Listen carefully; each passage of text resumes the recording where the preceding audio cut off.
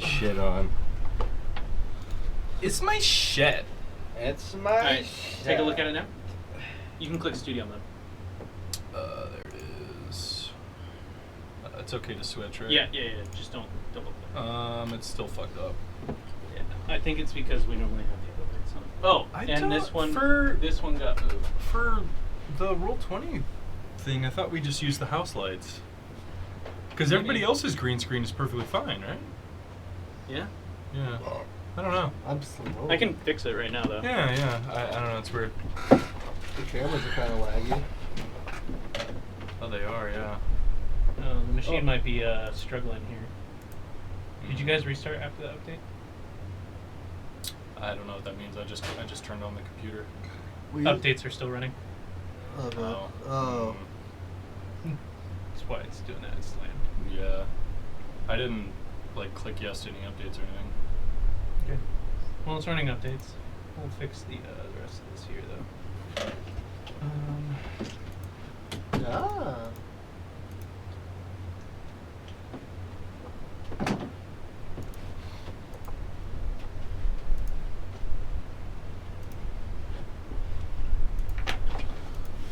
Slap the monkey, touch the punky.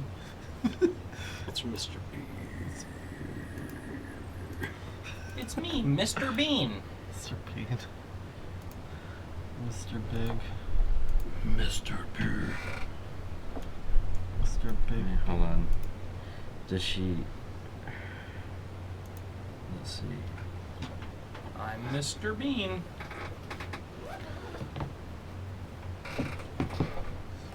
Why are my Oh, the smells on my clothes.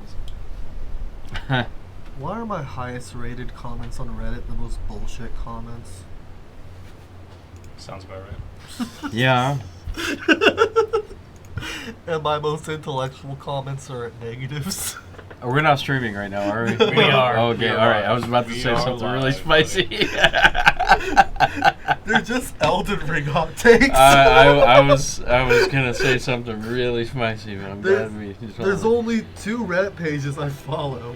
Elden Ring. Elden Ring and Monster Hunter. And Monster. Well, there you go. There's your problem. The Monster Hunter is the one with the gigabad takes. Yeah, you're not wrong.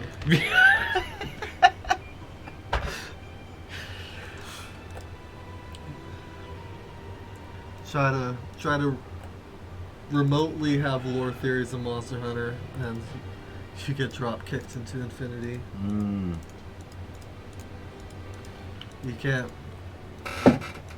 can't take to Monster Hunter the same way you can with Elden Ring and just pick up bullshit. Who would go on that? Who would go on the internet and just tell lies? What's that? Oh, no, everything's good. I was checking the background music. Because Don't be the it started with full volume, so I had to adjust it. Alright. We're back, motherfuckers. We're doing it. We're back. Hello. Oh, I got put on. Are you there? Hello? I got don the cowl. Hello? Oh. It's me, Mr. Bean. It's me, Mr. Beast. No, It's Mr. Bean. Mr. Beast. No. You sound like We don't want to start beef with Mr. Beast, man. He's I- gonna sue us. We want to start beef with Mr. Bean. Just saying his name. His evil twin, Mr. who instead of doing charitable acts, he goes to Africa and Oh, jeez. All right. Well, Oh, we'll shit. stop. I'll trade We'll you. stop. Mr. Yeah, this is a super villain, Mr. Bean Beast. goes around blinding people Isn't instead of isn't curing that blindness. literally just Halliburton? Nice. I think you have another one over here still. I don't know if it's empty or not. The anti-Mr. Beast I was looking for Beast that. is just Raytheon.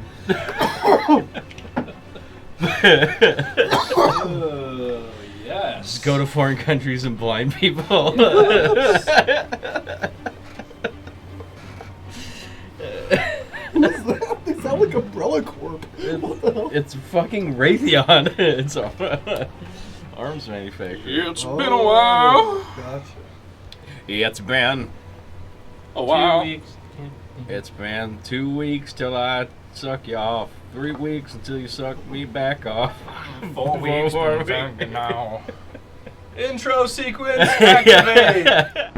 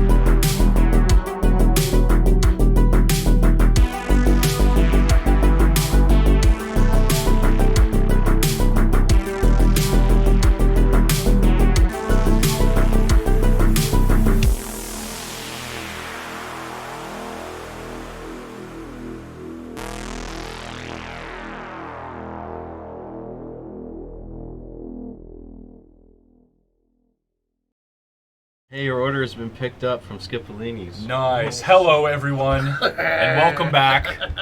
Rime of the Lexicon is here. As always, I'm your Dungeon Master, Bjorn with it, and I am joined by our 3 intrepid heroes.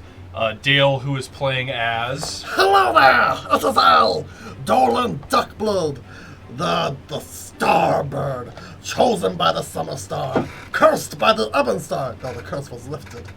But, and also Godslayer! I finally achieved one of my dreams. The previously vaporized Duckblood. Yeah, back in the flesh. And then we have J-Pack playing as... that is Mason. It's he's a champion of Ilmature, Furbolg Paladin, and stonework enthusiast and body put together. Who currently doesn't have access to his paladin powers. Oh yeah. I can't do paladin shit right now because Ilmature is having a war in heaven or some shit. And then last but not least, we got Brandon playing as Funame Ruatan Lapis, aka the Funny Man. the Funny Man. He's playing a high elf wizard, and his head is gone, and he has a brain in a jar now. Yeah. My green screen is still a little fucked. Is this the best we can get chat it? up? I can do more. Chat is up, yeah. Okay, alright. It's up to you. No, I can do more. Just Okay. give me a second. I'm trying to you're figure good. out why I don't have internet on this machine. Gotcha. I know why. I'll tell you what. Here. No, disconnect it, I'll bring it around. You want to know why you don't have internet on the machine? Because I got a bunch of corporate software in here. Because you're stupid? Ah, got him. Stupid. Oh, Stupid bitch. Yeah. Bear with us while we get a couple things set up. Let me ping the Discord, let them know that D&D Night is live and active. I think your black cloak offset the color balance. Oh, did it really? Yeah. Sheesh. Well, there you go. I got semen in my head, and I won't go. No, it's dicks in your head. Oh. Yes. Yes. Oh god, black cloak. Do you want me to take it off? Is it better? I can take it off. No. I'm good. Fuck. D&D Night is live, everybody. And I'm gonna kill myself. Well, you got a black No. line there from the green screen, but Yeah, it's fine. That's fine. Yeah, it looks good. Beautiful. Better, much better. All right, everybody, let's do the recap of last session. You guys defeated the Frost Maiden. Yes, we did. In an epic showdown.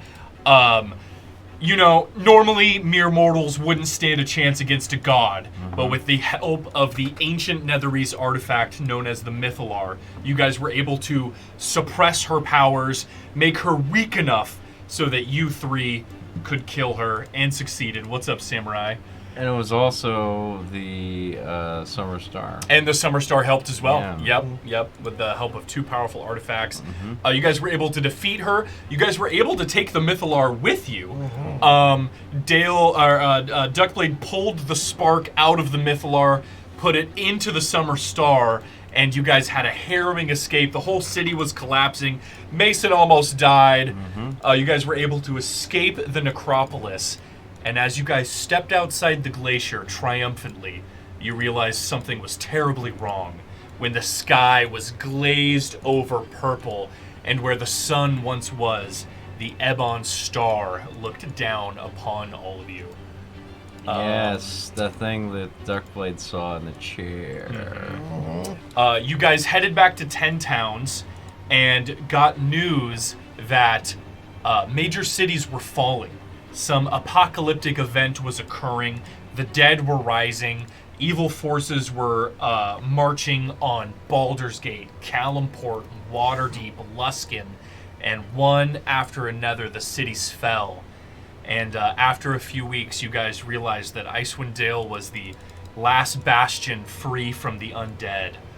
You guys decided to take everybody in town and head to Sunblight Fortress, where you guys started setting up defenses, making it, for better lack of a term, a home for all the refugees. We do have a couple orders of business to get to. As we talked about last time, you guys spent your time, Mason, you spent time fortifying the base, using your expert stonework abilities to suit up the fortress. Duckblade, you led expeditions to get food. You led escort missions to check. You guys ended up realizing that the zombie line ended up not crossing into Icewind Dale for some reason or another. Funame, you spent your time, working on your craft, making scrolls. I made about 10,000 traps. Yep, setting up wizardly traps. Very fun. And as time passed, refugees started appearing at Sunblight Fortress. Small groups of people, a couple of knights from Silvery Moon arrived after a few months. They told you that the city had fallen, but from the grace of whoever, they were able to escape and they came here. And eventually, as more refugees started arriving, you guys realized that all of the Sword Coast kind of realized that Icewind Dale was this bastion that the undead couldn't reach. And so you guys started getting more and more refugees, 5 people one week, 10 people the next, a group of dwarves the next week from Mirabar telling you that their fortress had fallen, but they heard wind that the heroes of the Dale had a safe place for them, so they trekked north. Let's see, what else? What other orders of business do we have here? We went out on the Griffins to fly the border. Yep, exactly, yeah. Fireballs. A couple weeks into you guys taking over the fortress, you guys reunited with the Goliaths and their Griffins. And you guys started riding the Griffins out to the line, fucking with zombies, looking for survivors, that kind of stuff. And eventually, through all of that, a year passed by. Mason, still no contact from Ilmater. Wow. The Ebon star shining its purple gaze upon you guys the entire time. Duckblade, still nothing new with the Summer Star and the Mythalar combined. It just sits on your chest inactive. And one day, a week later, or a year later, let me bring up my thing here. You guys, a couple of the Dwerger, we'll say for the sake of, just for the sake of it, all 3 of you are in the fortress this day. And some of the Dwerger come up and run up to you guys. The caves below have been breached. Something is coming out of the darkness. Oh, shit. Oh, really? Yeah, and as the Dwerger tells you guys that, the whole fortress kind of shakes a little bit. Wasn't there that giant pit where the devil guy, Oh, remember? what's double guy? They were trying to The summon... guy who was manipulating Zardarok, yeah, he was yeah. a devil in disguise. Oh, wow. No, they were trying to summon one of the Lords of Hell, right? Oh, that's right. Yep, Levistus. Levistus. Yeah. Yep. Oh, what? Yeah. And Lamont and they all just sank down below. Yeah, we got rid of them, kind of, but... Yep, kind of. Yeah, but no, so you guys hear disturbances coming from the caves. You know, you guys are kind of the protectors, the heroes of this fortress. We haven't been down there in a long time. No, so you know, yeah, I mean, you guys have been here for a year. You know, you guys have ventured out a little bit into the caves, but it's kind of just been fruitless efforts. Was there a lava pit there? There was a lava pit connected to the forge. Yeah. So thank you, Mason, for reminding me. So we actually need to flash back in time a little bit to just a couple weeks into the apocalypse, where you guys first took over Sunblight Fortress. Funame. Did you throw Plorg in the lava? You come upon, you know, as you guys are, you know, this is just a couple weeks. You guys decided to head to Sunblight. You guys are setting things up there. Funame, you come upon the lava in the forge, and you feel that twang in your head as Plorg talks to you, and he says, "All right, buddy, the time has come. I've held up my end of the bargain. Are you gonna toss me in?" I say I wouldn't dare, and then I toss him in. You toss him in. Mason, you're around. You're checking out the fortress. You're looking. You're planning to strengthen the defenses, and you see Funame toss in his scimitar into the lava, and you see Funame just disappear in a puff of smoke. Huh. Funame, Finally, I've died. you Why does this keep happening? you arrive. Oh, shit. Let's zoom in here. Whoa.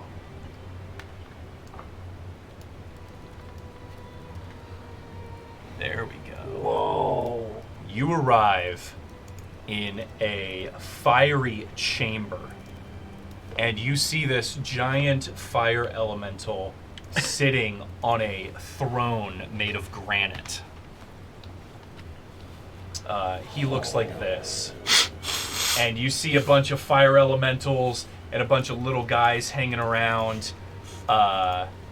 These guys look cool. They're like little fire salamanders. Oh, that's cute. And then there's some fire salamanders with armor kind of hanging around. And you are standing in the center. And you hear Plorg go, "Finally! Freed and back to my own domain.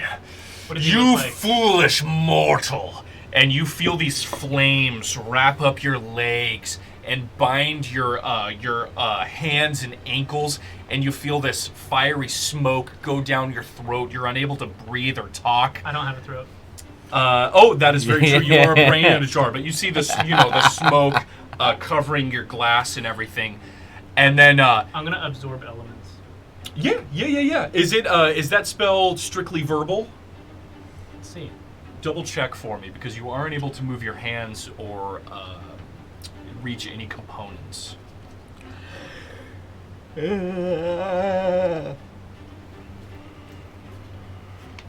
Hey, what's up, Missy? This is crazy. It's like freaking There we go. Surtur. Let me know about that. What I'm is trying that? to put it Is in that his chat name? for you. Surtur? Oh, I think it's absorb elements is just somatic. Ragnarok guy? This is aberration. I don't know. Can't remember. Yeah, it's just somatic. So Fire you were giants. unable to reach your components. One of those fire. Oh, okay. Oh yeah. The So these flames wrap up your arms and ankles and kind of spread you out a little bit, and then Plorg goes, "Hey, whoa, lower the defenses. He's a friend." And it disappears, and you're able to get your your movement back. And he goes, "Funame, we've been through a lot together. Now, I have a lot of catching up to do here on the plane of fire, being a prince and all. But I didn't want you to leave without a parting gift." And he goes, Tommy, get over here. Oh, God. and you see this little fire snake hanging out on a ledge. He looks like this, and he's just this little fire elemental, little snake creature. And Tommy goes, "Yeah, what's up, boss?" And he goes, "Tommy, you've served me well. Now, we got a wizard friend over here, and I've seen him summon a bunch of familiars. You're going with him now." Noel! And Tommy goes, "Are you sure, boss? I mean, going to the material plane, that sounds kind of scary." And Plorg goes, "Tommy, do what the fuck I say." And Tommy goes, "All right, boss." And he kind of slinks over to you, Funime, and he kind of climbs up on your shoulder, and he goes, "Hey, so your name's Funime, huh? I'm Tommy Tough Knuckles." Tough Knuckles. Oh, Tommy Tough Knuckles. I go and I do a Starlink to him, and I say, "Your tough knuckles aren't as bad as I can scream," and then I just bellow out in his head. Oh my god. He goes, "Oh shit!" Oh my god. I stop. He goes, "Plorg, this guy's crazy. Are you sure you want me to go with him?" I pull out the sword and slap it on the ground and say, "Welcome to the Thunderdome." Yeah, Plorg goes, he goes, "Yeah, Tommy, you're stuck with this guy. I don't know what the fuck's going on." And he gives you one last look, Funime, and he says, "Thank you again for keeping your word, wizard. You're not too bad." For a brain in a jar. My thoughts exactly. All right, get the hell out of here. Oh, you're not gonna ask him anything? Yeah, you disappear in a puff of smoke. I was gonna say I want to give him a nod. Yeah. You kind of nod to him as Nod you your jar as you it kind of slushes. evaporate. Farewell, friend. And you come back to the material plane with Tommy Tough Knuckles. Whoops, I gotta switch this. Tommy Tough Knuckles hanging out on your shoulder. So this is a special familiar for you, Funime. He sticks around with you. He can die, but he comes back every 24 hours. Cool. Okay. But if he dies, you can use a spell slot with Find Familiar to resummon him earlier. Okay. And you also find yourself wearing this little red ring around your finger. And Tommy tells you, he goes, "Hey, boss. Now, I'm not the strongest fire elemental guy on the plane of fire, but once every 24 hours, I can grow real big and scary. So if you need me to do some fighting, they don't call me Tough Knuckles for no reason." Well, Tommy, I'd like to give you a new name as your new life begins with me. He goes, "That's really weird. I've had this name for about 900 years. All right, Mushu, good job. Mushu. Oh, I don't like that. I'm going to go on the record saying that Tommy T does not like that. Exactly, Mulan, Mushu. So, Wow. once a day for 10 minutes, Tommy can turn into a fire elemental completely under your control. Okay. Cool. Yep. All right, cool. Pizza's just about here. Perfect. Yeah, let me go grab it. Yep. You go argue about Mushu, Tommy Tough Knuckles. Okay. All right, I'll be right back. No worries. Let me see. Any other orders of business? Let's see. Not without Mason. Let me put that, give me that ring.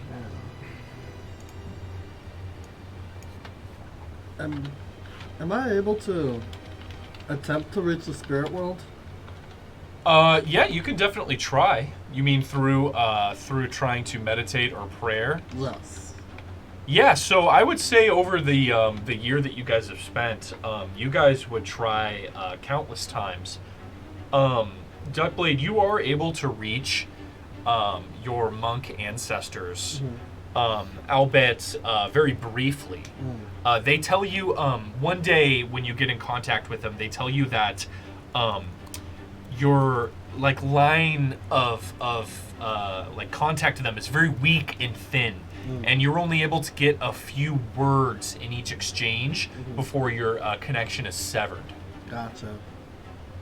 So something seems to be, you get the feeling that something seems to be fucking with people's able to connect with kind of the other realms. Like the realms are, something's upsetting the realms. Interesting. Interesting.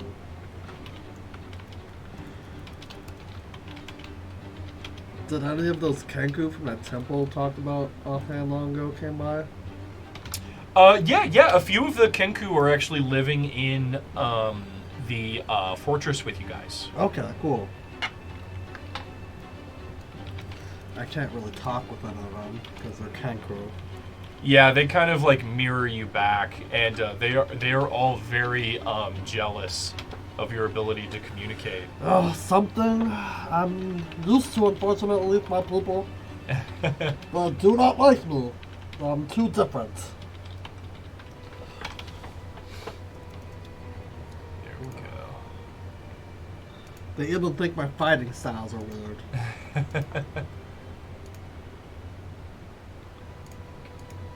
That's okay. Perfect. Can bring this down here. So nobody likes me. No, they are in fact very enamored with you. Some of them like follow you around as you're doing your duties, and when you go on little like expeditions for food or reconnaissance, some of them choose to join you. I accept them, but I'm visibly annoyed by them. Just because, like, other Kenku, like, feel like sheep to me. Like, they're always following something. They don't have they're their own always path. following or mimicking something, yeah. Which I guess could be good, because I could guide them on my path. And, You definitely could, and they are all open to, you know, you eventually learn that they kind of look to you as like a leader because, you know, you're so free-willed and able to do these things that they're unable to. I see. So what else is Funame up to during this time? You told me that you would have the spells prepared for the stuff that I'm supposed to get from Valin's spellbook? Oh! Yes. So I do have those for you. While we're at it, If you have somewhere to write them down, or I can... Are they in the Necronomicon here? Some of them should be, some of them might not be. Okay. I'll just pull them up over here, so go ahead. So Blight is one of them.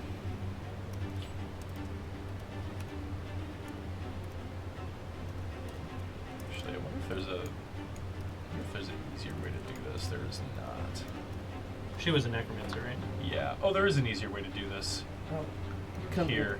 Well, Actually, I will just give you a handout real quick of all the spells in Valin's spellbook. Oh, okay. That works Yeah. too. Yeah. Here we go. This is better. while we're at Fulham, can I ask you, do you have Identify? No, I do Okay. not. Dang, okay. What is? Oh, I do actually. I want to see if you could cast Identify on that blue potion I have made from the spell dust. Okay.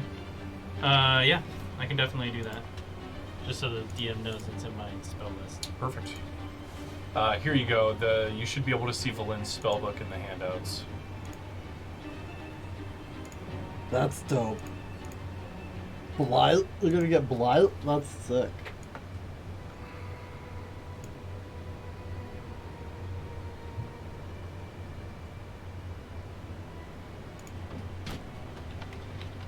Pizza time.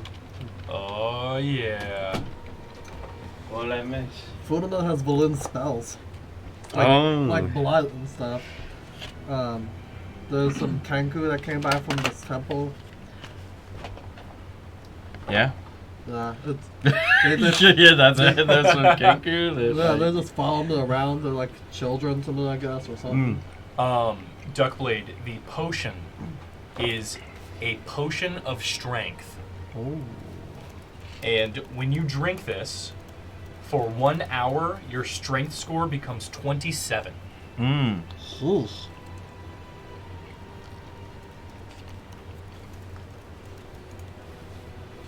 Is that the one you rolled 99 on? Yeah. Yep. He crafted a very rare potion.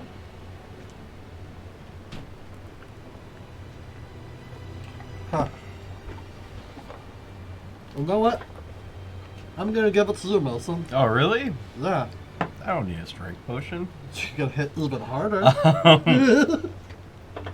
It's a 27, so that would be what? 2, 4, 3 extra plus 3.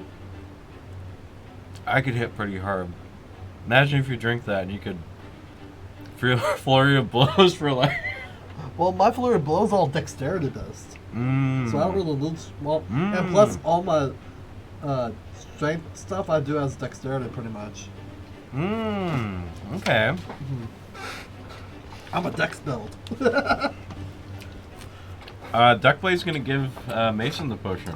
Oh, very nice. All right. Yeah. Yeah, that'll help out in a In a in a pinch. big battle for sure. Because yeah. all his damage is from Dex. Mm-hmm. That makes sense to give it to the strength fighter. Got some stuff there.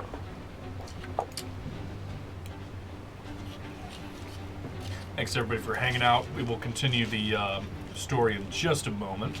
The pizza arrived. We're shoving our faces real quick.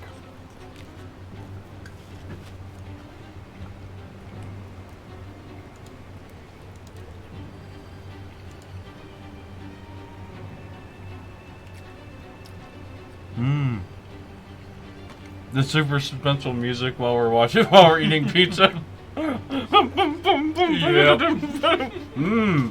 Oh, Matt's shoving his face with pizza. Good, too good.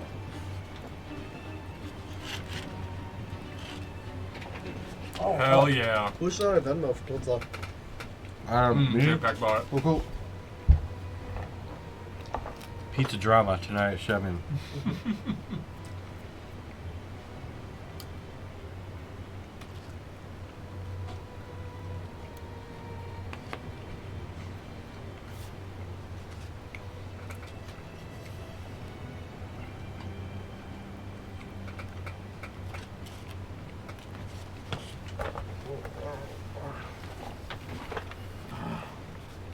Thank you. Oh, for how much? I don't know. 20.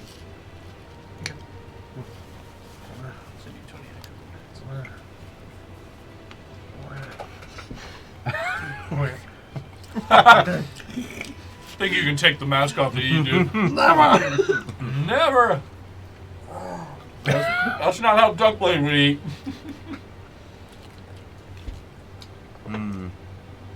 What does Duckblade eat? I imagine Duckblade eating a diet solely consisting of, like, smoked fish.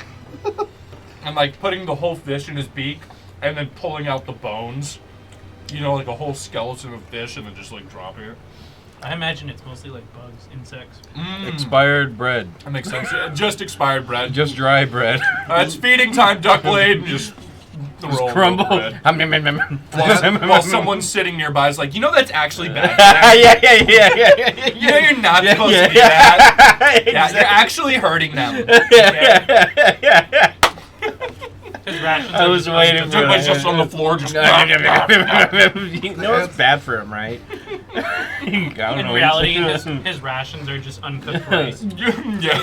Treats him like jujubes. Oh my god. Well, surprise, folks. The answer is yes. It's a little bit of everything. He Hey. just toasts everything. All right. While you guys are eating, let me continue narrating the story for you guys. So, back to the present. A year has passed. You guys get wind of disturbances in the caves below. You guys rush down. You guys see some of the refugees are like holding weapons. The Dwarger already, the Goliaths. You know, everybody's kind of gathering at the bottom floor of Sunblight Fortress as these rumblings are coming up through the cave. And you guys are kind of standing your ground there. And you guys see out of the darkness coming up through the cave into Sunblight Fortress. You guys see this one giant eye blink open through the darkness. You see the whites of its eyes, and then you see another eye, another eye, another eye, another eye. And coming out of the darkness, you guys see this huge beholder. And you guys see that he's being carried in a like makeshift wagon. And there are a bunch of, there's about a dozen people with him. A couple humans, a couple dwarves, a couple elves. And everybody looks exhausted and worn down. And as they approach, the beholder goes, "Oh, finally. Are we here? Are you the heroes of the Dale?" Okay, I was gonna ask, wagon, like, it's not like a cage. It's Nope. like Yeah, no. Open faced. He's kind of no, just sitting in it. Yeah. Okay. Who ye be? Yes, I'm listening. I need to grab some lactate before it's too late. Yeah. Don't worry. Yeah. I hide behind a pillar. Like, ah! Yeah, you guys have fought one of these before, but an undead version. A fair bit. You know, you guys have fought an undead beholder. Oh yeah, we did. During that trial of the Frost Maiden. Yeah. that's So he comes out and he goes, who am I? I'm Xanathar, the leader of the Sword Coast Adventures Guild. What? And all three of you recognize that name. It's Xanathar. It's Xanathar. Can I shake your tentacle, sir? He says, "Please." "I'm so proud to meet the flogging axe beaks." And one of his little tentacle eyes come down, and you kind of just awkwardly grab it, and the eye like blinks at you. And he goes, "Oh, you must be Funime, but you're different than the descriptions that I was receiving. What's up with this whole area?" Had an accident with a sewing machine, and then I point to my stitches underneath. "Oh, brutal. Okay. You should see the sewing machine. I like this one." And he points to you, Mason, and he goes, you must be the famous Paladin of Ilmater. I've heard much about you. Tis I, Mason. The reports have been kind. Hey. Where is the third member of your group? I heard there was some kind of Kenku monk traveling with Oh yeah, that would be Duckblade. Well, you're Master Xanathar? I am indeed. I was actually on my way to Bootlu until, but I made a wrong turn and ended up here. Oh! And it's an aspiring young adventurer long ago. He took a wrong turn at Albuquerque, and we wound up. He says, you guys don't know how hard of a journey it's been to reach you. Oh, But, yeah. How did you get here? How did you Well, even know we were here? As you know, our base is in the city of Waterdeep, which fell to the siege, about a year ago. Luckily, me and a few others were able to escape, and, we've been fighting ever since. Resistance groups popping up here, getting exposed, dying here. A lot of guerrilla warfare, and a lot of intel. So We have much to discuss. May we enter the fortress? yes, of course. I stop him real quick, and I just say, "Did you close the path behind you?" Oh, we did. We entered the Underdark, oh gosh, it's got to have been 100 miles to the south. We blew that cave closed. Okay, yeah. So you went to I almost said the Netherlands. Oh, to Yithrin? You went to Yithrin. No, Oh. unfortunately, no. We weren't able to make it that far north.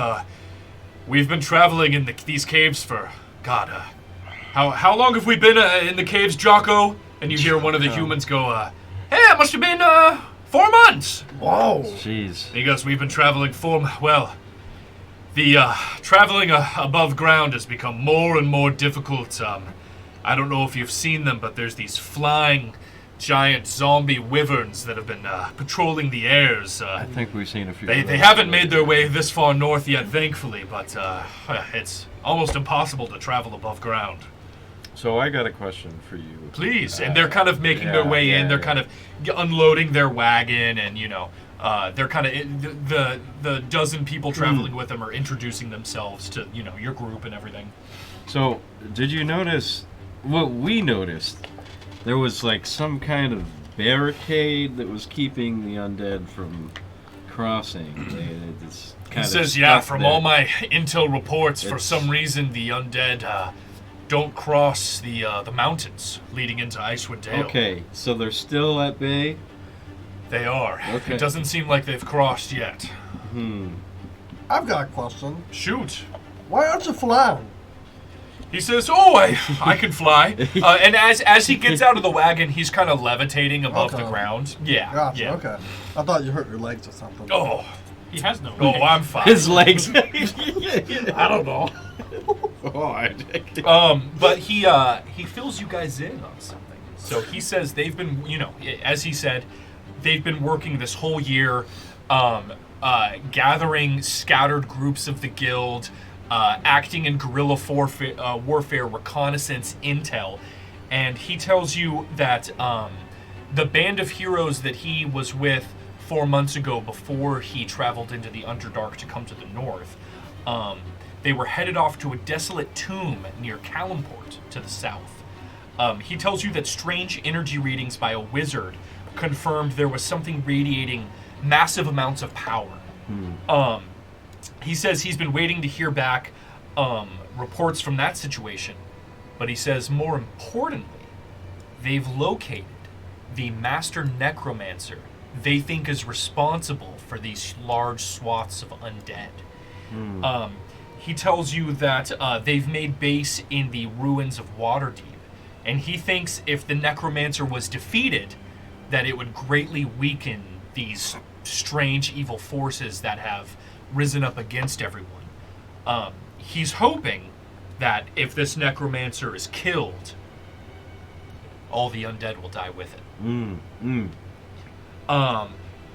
But he says they found out that information after his main group of heroes headed off to Calimport to go explore that tomb. So the only other band of heroes he knew about that were still alive were these rumors of the flogging axebeaks to the north. And so off he traveled. So are your friends dead? He says, I don't know. I hope not. They were a mighty group of heroes. They remind me a lot of you three. Well, I think you should rest, prepare, and head out immediately if you want to join us. Having a beholder on our side is He says, pretty cool. He says, in my younger years I would. Oh. And you notice he seems pretty old. His skin is a little wrinkled. His tentacles are, they're kind of drooping a little bit. He says, I won't be much use to you out in the field, but Really? I don't want to give myself much credit, but I've been pretty good at organizing this stuff. Okay, all right. Well, I just know beholders are pretty. We actually fought an undead beholder, which was. Ooh, It was. that sounds like a nightmare. Yeah, well, you know how you guys are. I mean, they're not. I do. You know. I do. Hey. Most of my kind are pretty crazy. I was really hoping for what do you mean you people? Yeah, I was like preparing my defenses for that one. He's like, I'm a freaking beholder. I get it. Yeah. Oh. But he says, travel is bad. I mean, I don't even know how we would begin to try to figure out how to get you three to Waterdeep. It's a couple 100 miles to the south. Can you teleport us there? He says, beyond my expertise. No teleportation magic from me. Damn. Well, I think in the last year, have we been constructing any sort of flying device? We have the griffins. Oh, we have the griffins. You guys Well. do have the griffins. Yes. Yeah, we have the griffins. We've been taking care of. He says, griffins! Yeah. Great! Yeah. Oh, fantastic. The only thing is, you guys would have to be very careful. As I said before, there are flying undead zombies, big birds, dragons. It is not safe in the sky. Wait. It's even less safe on the ground, if I'm being fair. So, hold on. I have something to do before. We you guys didn't see a like a rock or anything, did you? Around There were rumors of a giant flying undead bird. Oh shit, because we Oh. saw, remember, Duckblade? The Frost Maiden The was Frost riding on Maiden one. was riding on. And the you guys rock. never saw that rock again. Exactly. Yeah. It could be possible. It Yeah. could have. It could have fell to the forces and became a zombie. Yeah, that's what I'm Yeah. worried about. Yep. Because those things are No joke. no joke. I know a little bit about those They're things. the You know what? size of a 747. You know what I'm even more worried about? What's that?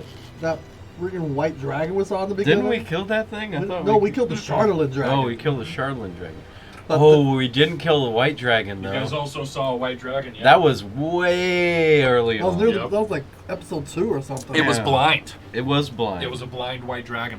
I think that was. I think that dragon may have been turned from the Charlatan. I'm not sure though. It was undead, right? The Charlatan was just a robot. No. I said turned by the Charlatan. Oh, you know how it turned? corrupts Oh, living no, creatures. We don't know. Yeah, All we don't know saw, yet. We all we saw was just a weird figure on top of it, though. Yeah, we did see something Yeah, riding club. that Mhm. white Yeah. dragon. We did. Did we ever figure out what that was? No, we No, it didn't. didn't. Hey, we could go find that red yeti.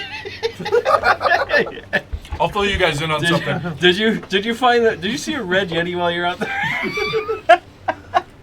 That was one of the few side quests that you guys ended up not doing. Yeah. Was finding out more information about that dragon. Mm. Yeah. Oh, gotcha. It just so happened that you guys never came across all good. the starter for that. Yeah. Gotcha. good. Yeah, so Xanathar makes himself at home. You know, he gives you his word that he'll make sure Sunblight is as safe as it can be while he's here. Okay. And yeah, you guys Okay. have that information about a necromancer in Waterdeep. All right. Let's Supposedly someone strong who's kind of, controlling all these zombies. Well, we know for a fact that what's his face died pretty brutally. Jelf? Zazarak? Rest in peace, Shelf. We'll never dead, though, forget right? you. Mm-hmm. Jelf got vaporized like me. Jelf got That's vaporized. right. I made a simulacrum of Jelf. Yeah. Mhm. You made did. Jelf Baby Jelf. too.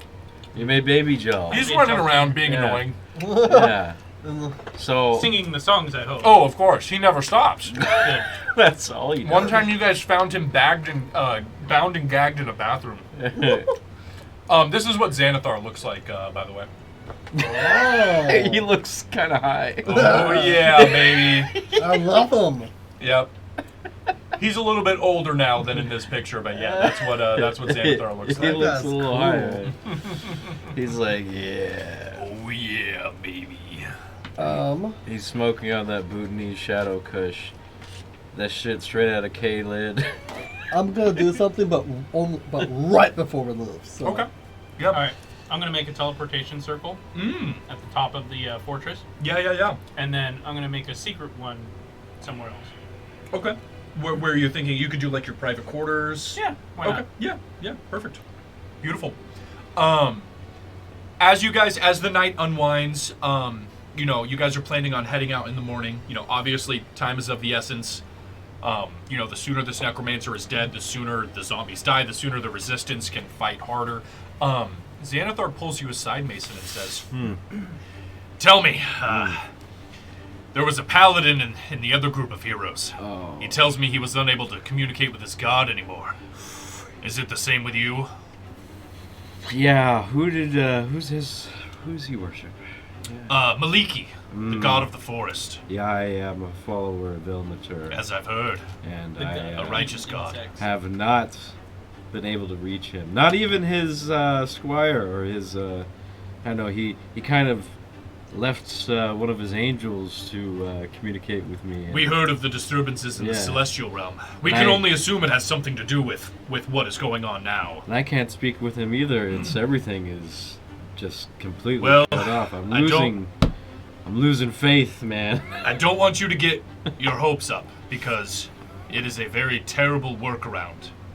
But we were able to restore our paladin's powers. Oh, He goes, "Jocko, come here!"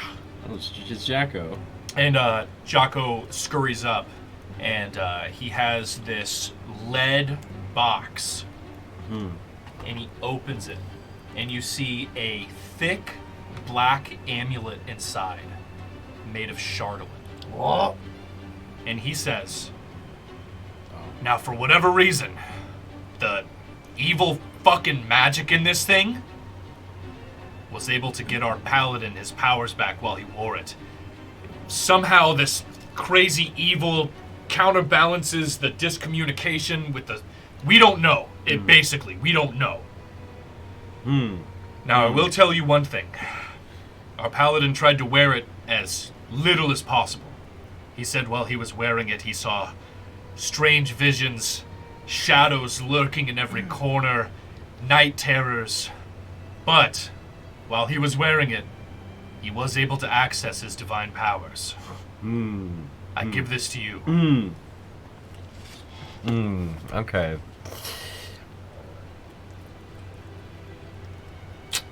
I'll take it, but is Jocko? Are you the paladin? Is that you? Or? Me? Oh no! Okay. No, Xanathar says the paladin was a part of the group that headed to Kalimdor. Oh, okay. Yeah, so he he's was not with the you heroes, yeah. anymore. Okay. All right. Can I give it a test run?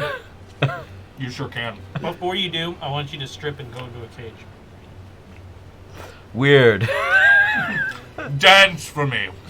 No, I think that's a reasonable request. Yeah. I'm going to strip to my skivvies. Yeah. And there's still those cages in yeah. the forge where you are. Oh. You hop inside one. Yeah. One of the Dwarger locks you up. Yeah.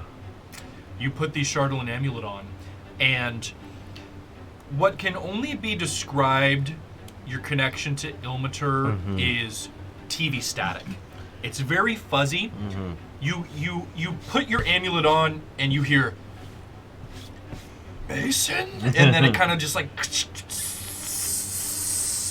okay. And you look down at your hand and it flares with that holy golden light, and you feel it coursing through your veins. And at the same time you do, you feel this amulet on your chest kind of pulsating. And you feel this, Xanathar seemed to be right. Whatever these corrupted, the Chardolin is, its corruption is so powerful that whatever's blocking you from talking to your god gets weakened a little bit. So. Okay. All right. I'm going to take that knowledge and I'm going to take off the Chardolin amulet. Yep. Yeah. About how long? How much time has passed? Since you were wearing the amulet? Yeah. 16 weeks. I mean, like a minute. Okay. All right. Yeah.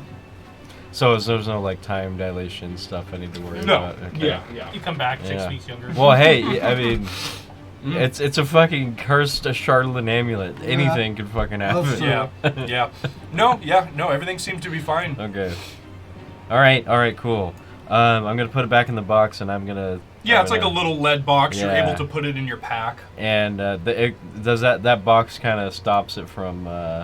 Yes. Yeah, Yeah. okay. Xanathar tells you they've had no Yeah. trouble with the Okay. Chardolin as long as it remains in the lead box. Yeah. Okay. All right. Yeah. I'll say thanks to Xanathar, and I was able to sort of contact Ilmater, I think.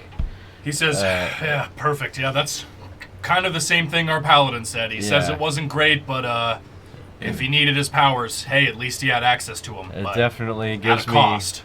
It gives me hope that I know he's not gone. Like Yeah. So that's awesome. So I thank him for that, and we should be getting on our way. Yeah. So we can zoom to the next What morning. is this song? It's a little exploration music going on. Is there 2 songs being played at once? No, just one second. It just has a counter melody. Yeah, this is a interesting. Sorry, the melody is No, messing with my. It's a my banger, head. dude. It's a banger. Does anyone want to do anything before you guys gear up? Yeah. Actually, while we're at it, let me see how Esmeralda and the gang are doing. Yeah. So they've spent the year setting up shop. They've been working on. They have this little room that they've been working on their potions on. Obviously, the products for potions are even scarcer than they were before, but they're able to produce a small amount of healing potions. Stuff like that. Potion seller.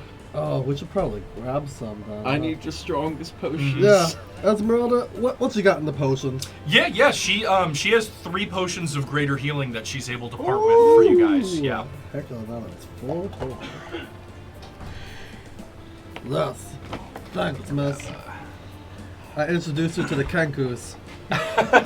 Oh, you can have the Kankus work at the potion shop. Yeah. That's the plan. Yeah.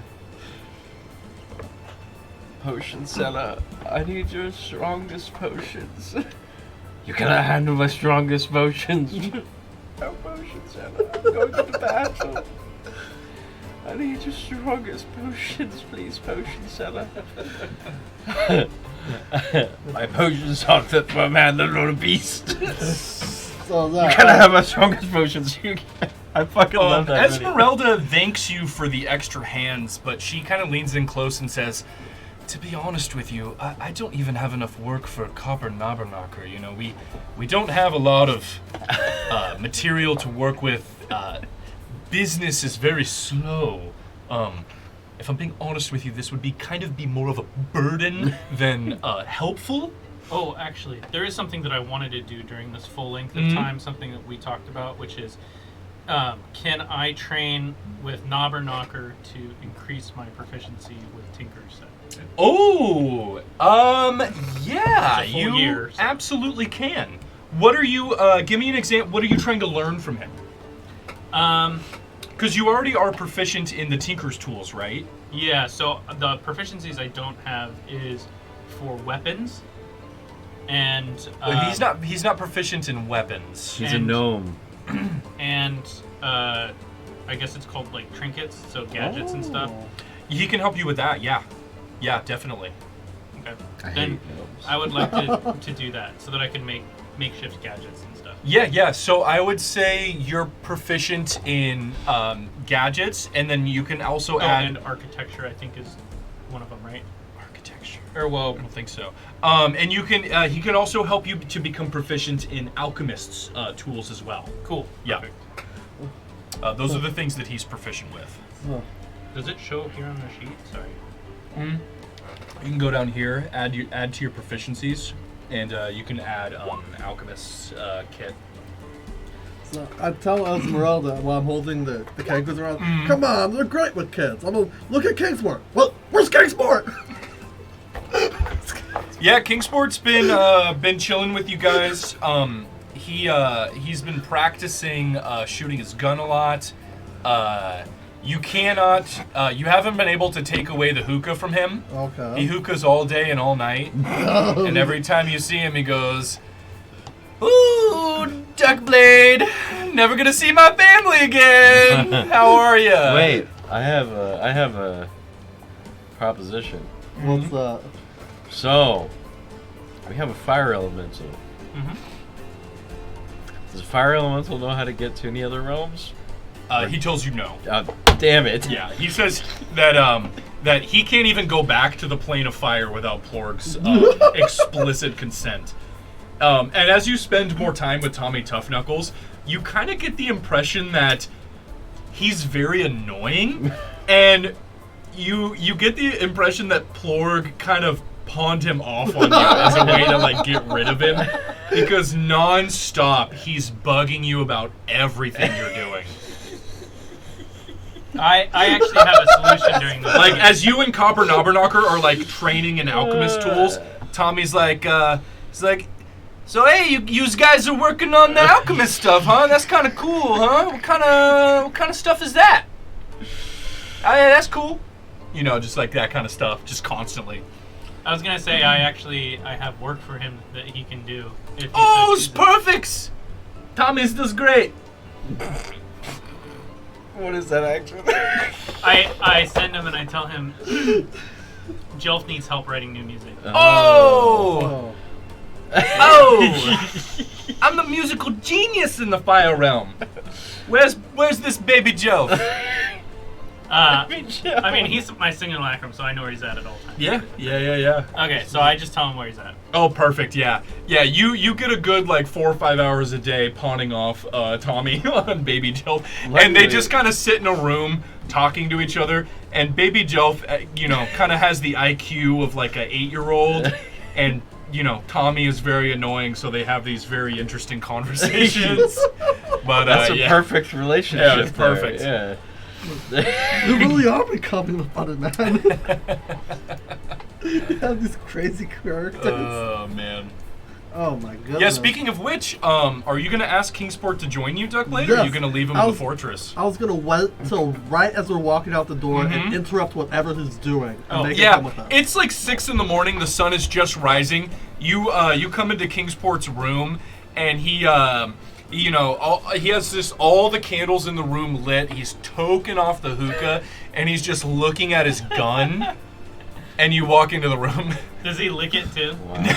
So he's just looking at it. I'm gonna grab him and attempt to leave the hookah behind. He'll fight you. Oh, okay. Make an acrobatics check. Jeez. He wants the hookah, dude. Roll 20 is morbing out over there. Yeah. Oh, It is what it is. Oh, I rolled it with the whatchamacallit. All right. Oh, that's fine. You don't take the 14. Yeah, you're able to kind of pry him off, and he's just screaming the whole time. He's going, "Ah! Oh, God. I would just leave him here. I don't know. But, Nope, we'll lose him. And you just shove him into the bag of holding. All right, Yeah. perfect. Oh. All right, man. he's shoved. So I would like to ask Xanathar if he knows how to get to the different realms. He tells you he's been a couple times, but with the assistance of very powerful wizards who are very proficient in like teleportation magic. He says not through his own like will. He hasn't. Can I make it now a goal that I'm going to set here? Mhm. Maybe you can build off it or whatnot. Yeah. Tell me. I know teleportation magic. I can make Yeah, teleportation you dabbled. circles. Yeah, you've dabbled a bit. Can I find a way to make it to send him home since I'm... Oh, you want to work on that? Yeah. Okay, perfect. All right, yeah, we'll keep that in Well, mind. does have a We'll keep that in mind. So I'll keep in mind that you're looking for ways to find to teleport to the plane of water. Yeah. Okay. Just dump him in the plane of water with no direction. Just so he just By shows the up. way, Here you go. Yeah. You're probably gonna hate this, but I have a list of stuff that I gave Esmeralda to make potions out of. Perfect. Okay, are you ready? It's like if someone brings you back yeah, to Earth. I guess you would have been working on this for a whole year, huh? All right. I just remembered that. I need to go back home. They just drop you in Fiji. Let's start with the Boblex remains. Okay. Roll a D100 for me for the Boblex remains. Boblex. Where are the Elder. dice at, my friend? Oh, they're in here. yeah, should be. Perfect. 100 and what? Still 100. 48. That potion results in nothing. Oh, right. Now the golden loops. From the Netherese trees. Yes. Okay, go ahead. 80. You get a potion with a smoke-like gray stuff inside. And with Funame's identify, we're just going to tell you what it does. This is a potion of liquid smoke. Okay. So it's basically a smoke bomb. Nice. You throw it on the ground, 5 feet square, smoke arises, and you're able to get away. If you throw it down, you're able to get away without granting opportunity attacks. Heck yeah. So you kind of just smoke bomb. Nice. What Mind if I- about the worm head? Yeah, please. What was it? A worm head. Wormhead. How many of these things do you have? 1, 2, 3, 6, 7, 9. 9. Okay. Let's say you have 10. Roll a d10 for me. All right. Is this the D10? Yeah. 6. Okay, 6 of those potions are gonna work out for you. Okay. You get a potion of instant water. Ooh. I gotta get enough toes for this. Instant water. Nice. You, if you pop the top off the potion, you get 2 gallons of clean drinking water. Cool. Would you rather work at Yeah, I got the instant water. the Waffle House or drink a gallon of piss? You get a potion of scent. Static X. Gotcha. You're able to change your smell to anything you've smelled before. There's a potion of mouse transmutation. You become a mouse for 1 day. Nice. A whole day? A whole day. That's crazy. Kind of. You find a. I know exactly what I'm gonna do with that. You find a potion of clairvoyance. If you drink this, you gain a vague mystical vision of your future. Okay. You get a potion of illiterateness. If you drink this, you forget how to read for 1d4 dice days. I love this. You get a potion of lies. Lies. You can only speak in lies for 1d4 dice roll days. What the hell? You get a potion of water breathing. water breathing. You grow gills on your neck and you can breathe underwater for 1 hour. Okay. I was like, water breathing, like And fire last breathing? but not least, I think, right? Is this the last one? This is actually that was. Is seven. this the last that was one? 7. Okay, so that's it. We'll stop there. Okay. We'll stop there. I got 1, 2, 3, 4, 5, 6, 7. Yeah. Oh, Stuart Little Adventure Time. yeah. Yes, sir. We could use the liquid smoke and barbecue too. Yeah. Ooh. It's, Okay. Are we all good on things we want to do in the fortress? I think. Yeah, I'm I mean, good. like, I don't really. I guess the only thing that Mason would be doing would be trying to pray to Ilmater over and over again. Do Trying you to want to reach try to out. put on the Chardolin amulet and pray? Well, we already did that. Well, you didn't try to pray. I didn't try to pray, but Yeah. that's an interesting idea. I think Yeah. I want to try and do that. Okay. Yeah. Are you gonna try to do this like maybe when you're alone in your room later that night? Yes. Okay. Go ahead and roll a D100 for me with disadvantage. With disadvantage. Yep. So roll it twice and take the lower number. That is 52. Okay. Which is gonna bring my highest probably. So. Yeah. So you Yeah. you get this TV static feeling of your god. You're able to access your powers, but Yeah. you're not able to get any communication. Yeah. Bummer. Yep. All right. It is early morning. The griffins have been prepared for you. You guys have your bags filled with rations. It's been a year. It's been a year, and you guys are setting out on your first adventure. Woo! As you guys take off into the frosty morning sky, heading south. You know that Waterdeep is off the coast, so you know that you just have to fly south along the coast until you get to Waterdeep, basically. Is Okay. there anything specific you guys want to do on these griffins? Let me know.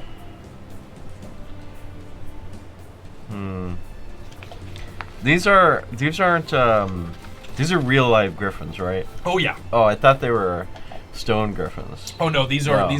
live and breathing griffins. Okay, Yeah. they're real. They're not structures. Yep. Okay. Do you mind if I have some of this, bud?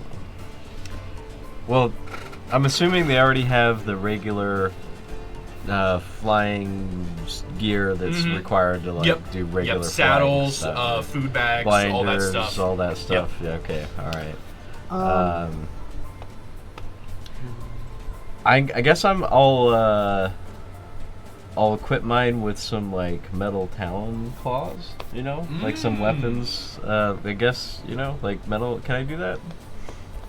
I'm sure. I mean, hey, Sunblight Fortress. There's no way they didn't have The griffins, like, the they griffins have, are already geared for they're already combat, geared so for they combat. actually do Alright. already have. Okay. All right. They have these almost like muzzles around their beaks, but they're like sharpened in metal so that they can bite on things without harming their beaks, and then they have metal talons as well. Okay. All right. I was more of getting the feeling of how you guys are proceeding to Waterdeep. So Xanathar told you the fastest way to get there is along the coast. Yeah. But in doing so, you guys will pass the city of Luskin, which he tells you is filled with undead, and they've seen, Okay. they've seen aerial zombies, that direction.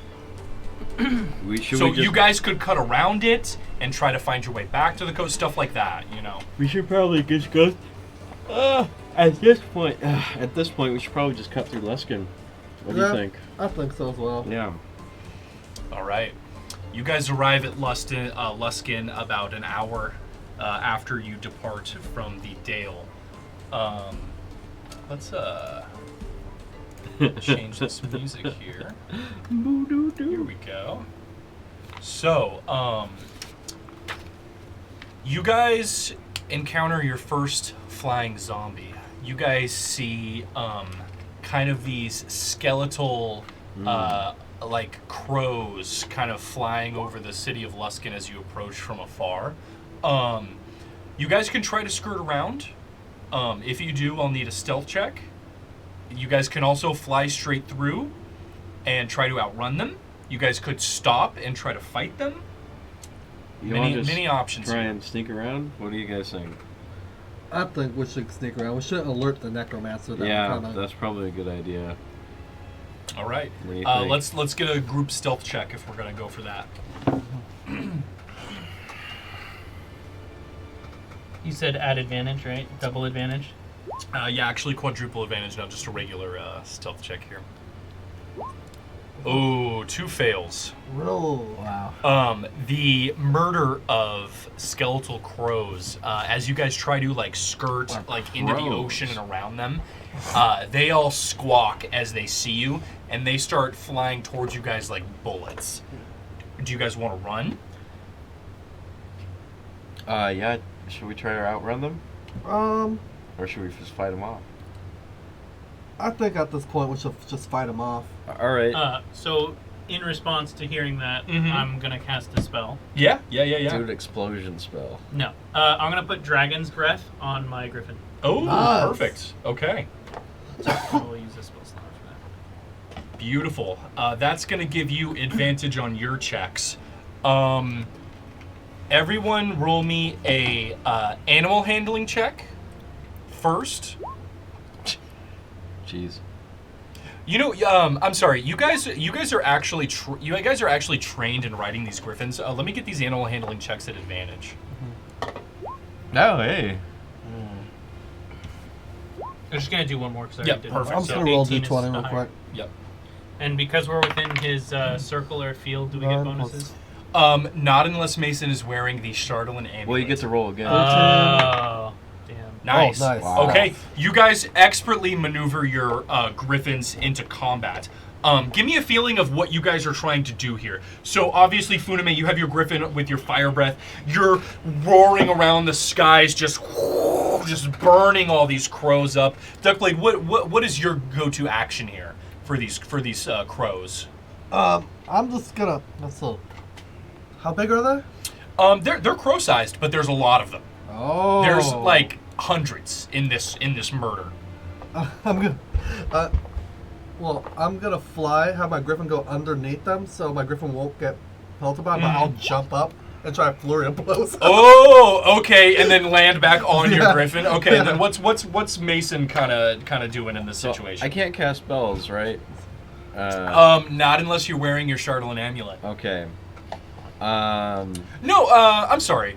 You can cast spells. Okay. You just can't access any of your powers that require divine intervention. So I'm sorry. You actually do have access to your spells. Okay. What's This the wingspan is on an my Griffin? evocation. I guess That's a great question, dude. Let me look. my go-to plan, since there's so many of them, is freaking cast Moonbeam and a Oh, okay, and try to get like as many of them as you can. yeah. Okay. I mean, you could just stay in the moonbeam and have them come to you.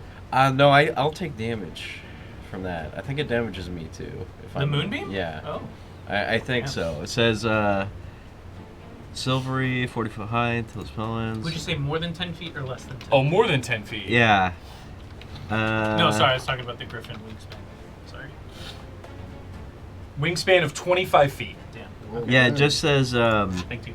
Yeah, Whenever a creature enters the moonbeam. Yeah. So you guys yeah. unleash absolute fury on these skeletal crows. All right. You know, I'll mark off they the do spell get a slot couple. for Yeah, that, please yeah, do. yeah. And you I'm just guys- fireballing. Oh yeah, yeah. You're firebolting. Your griffin is just huge swaths of fire.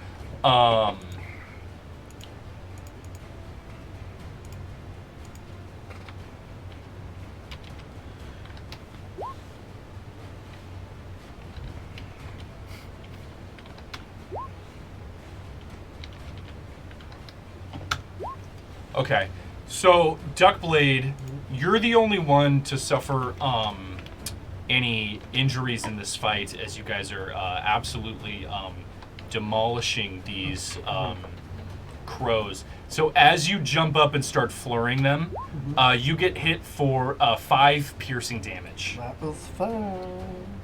Your griffin also takes a couple of nips, but nothing serious. So, do we still have a Summer Star HP? Yes, Okay. you do. Yeah, and you in the matter of less than a minute, you guys just absolutely murder these crows. But as you guys look down upon the city Sorry. of Luskin and see everything in ruin, you guys see the host tower of the Arcane, where the Arcane Brotherhood once lived. They have this castle that kind of branches out like a tree. You guys see it completely toppled over in ruins. You guys just see swarms of zombies and skeletons below, and they are all looking upwards at you guys. But the crows are defeated. Crows are defeated, and can we just fly above their range? You guys want to wreak some havoc? Well, I've got tons of armaments. And you guys do see so there are regular zombies, and then there are like skeletons, and some of the skeletons have bows and arrows. And Yeah, they're that's kind what I of- mean above They're their kind of like range, looking yeah. up at you guys. I would say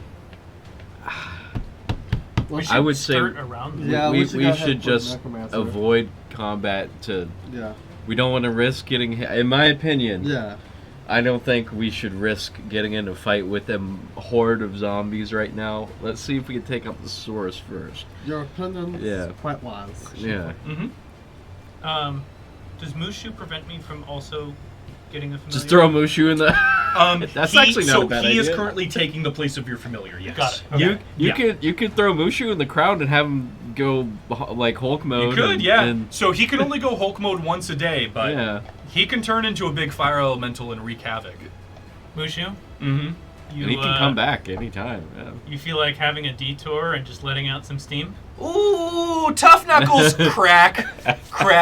I'm always ready to throw out some steams. I'm just warning you, death is painful, but you'll come back. Oh, I've died a few times. In 900 years, probably. Yeah, quite a few. Then I'm gonna, Tough Knuckles. When you said that, it sounded like he's a Pokemon or something. Ooh, Tough Knuckles! Tommy Tough! Tough knuckles! Oh, Tough Knuckles! Tommy! Ooh. You could just. This is up to you, toss him- Funime, because he can only do this once a day. So if you use him now, you're not going to have access to him for a whole 24 hours. You could toss him, and then we could just head off, and he'll just do his He, thing. Yeah. he will rejoin. Yeah, no, that is true. Yeah. He will rejoin you after all that is done. Yeah. the question is, are we going to get there and rest? Or are we going to get there and just immediately... We don't know. That's the I question. don't plan on it. I mean, I only took 5 damage. I mean, you cast a spell. I did cast a spell. That was it. Yeah. I mean, Well, I use Dragon's Breath, so I Yeah. cast a spell too. Mhm. I mean, Yeah, to be fair, you guys don't know what the situation in Waterdeep is. You know. I'm not going to toss him down Okay. here. I just tell him, you know what? I just got you. I can't lose you. But as we pass by, I'm just going to start slinging, like, fireballs as fast as I can. just throwing them down. Like- You guys see a couple arrows arc up and fall short as you guys fly over the ruined city of Luskin. I'm just saying, guys, like, we're fighting a Necromancer. We fought a Lich Lord before, and he kind of kicked our ass a little bit. Yeah, you are correct, but also, And Mason was at full power. yeah. And this was at full power. Think about this too. Well, I mean, we fought necromancers before, but I mean, I can't imagine anything that could raise this much dead. This is insane. Thousands. Yeah. Tens of thousands. That's like Maybe hundreds of thousands, yeah. I'm gonna Hey, try. what's up, Ignis? I'm gonna try. Hey, what's up? I'm gonna try to level with Duckblade here. That's like 100 villains. I know, that's what I'm saying. Yeah. We shouldn't bust our nut too early. I wish I did some more prep work. 'cause I Yeah, forgot you're I right. had a You're bag of absolutely holding. right. Well, that's why it's. Oh. Huh? Oh, I was just saying, I wish I would have remembered that I had a bag of holding because I would have done more prep work of stuffing shit in my bag. Ah, well. Oh, that. You can have some shit stuffed in there. We'll talk about it. Yeah. So you guys fly on. Thank you. You from your rough estimation from Xanathar, kind of guesstimating how fast the griffins fly. He said it would probably be a 6-hour journey in the air. You guys have already flown for about an hour, so you guys think another 5 hours to Waterdeep. And as you guys fly over the Sword Coast, you guys get this sense of just dread and apocalypse. You know, you guys are flying over these farmlands. You know, the city of Luskan was obviously destroyed, but you guys are flying over these little towns and villages and farmlands, and just everything is just burned to the ground. You guys see zombies roaming all over the place. It's just a dour journey. Let's see. Let's roll a luck check. Everyone roll me a D100 here. Let's see if you guys encounter anything else on your 5-hour journey to Waterdeep.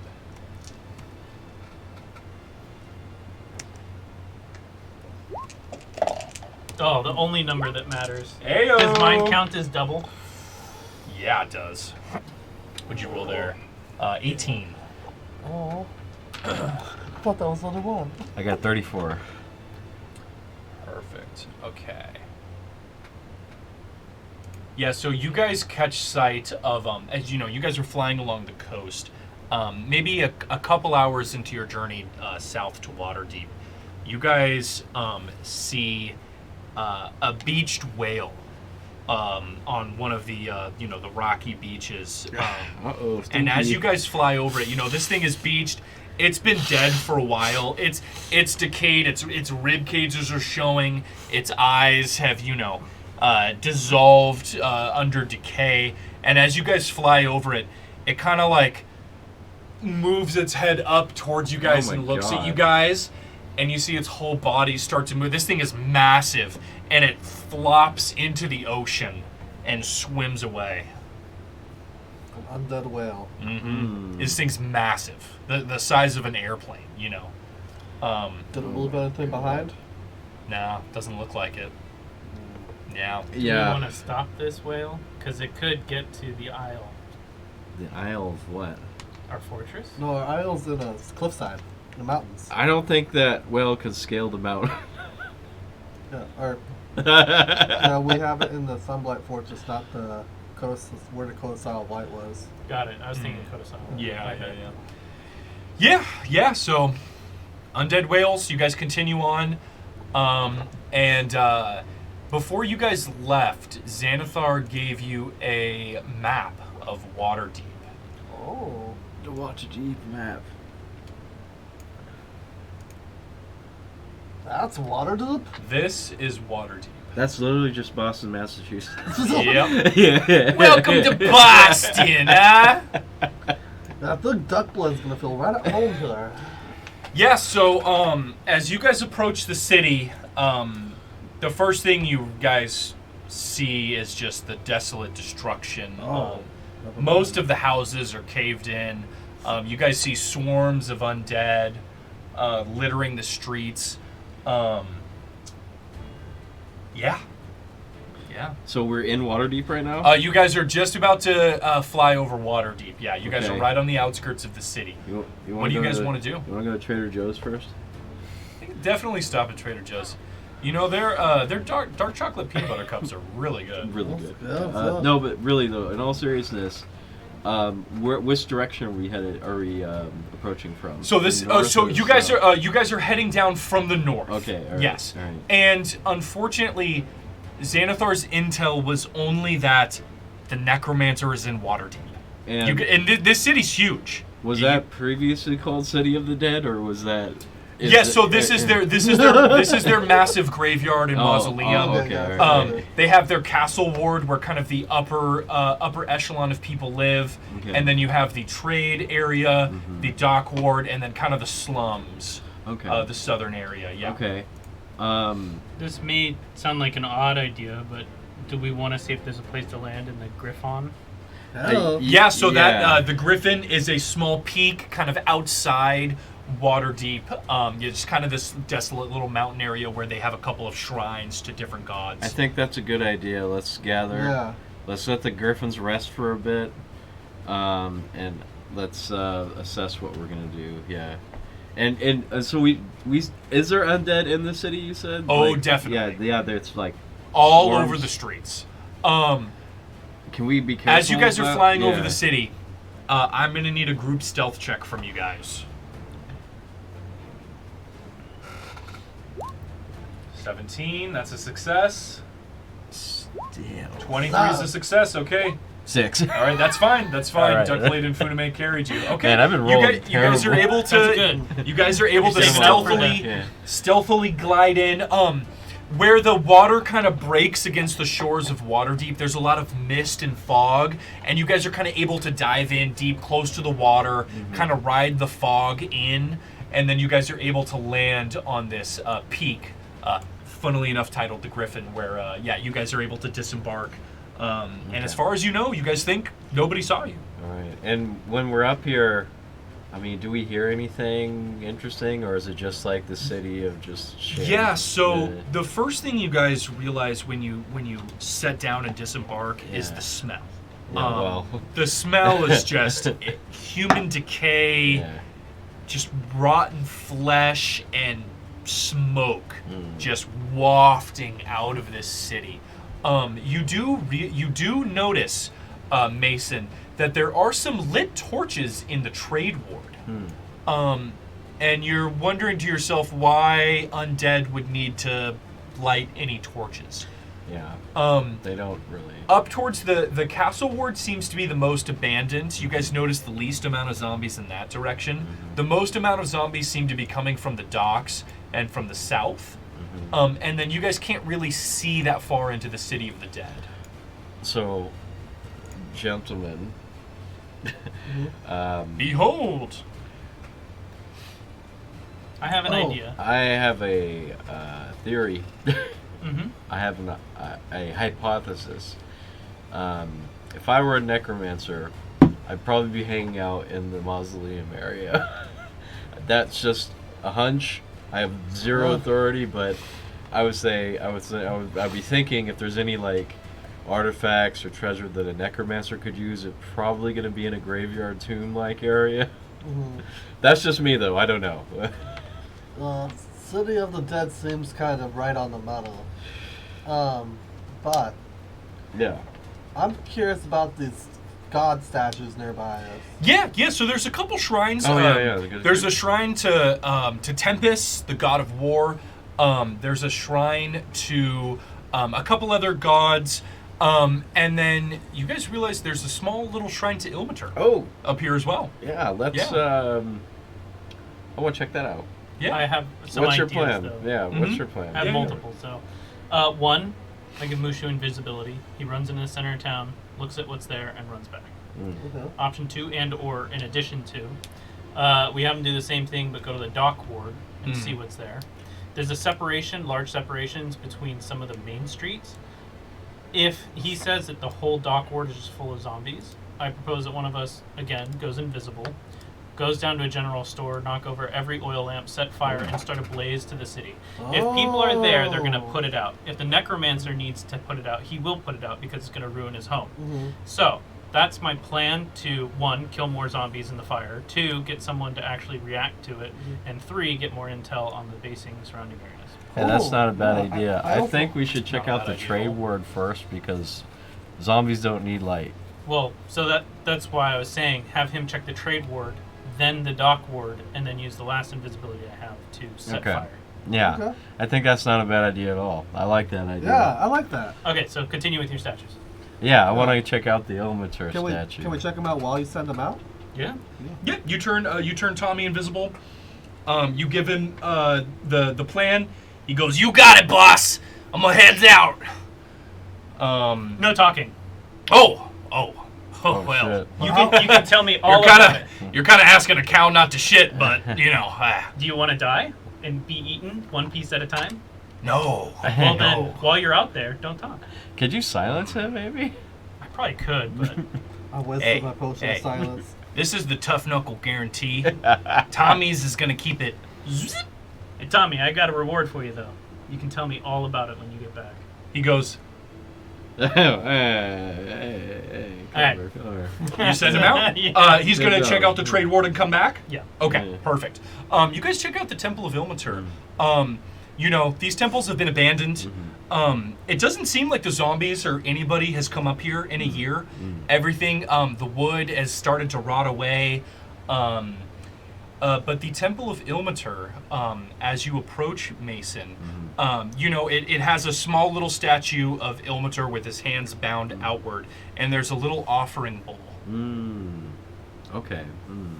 It appears to be empty. Okay. What would, jeez.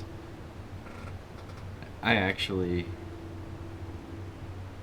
don't know what I put in that offering bowl. What do you think Ilmater would like?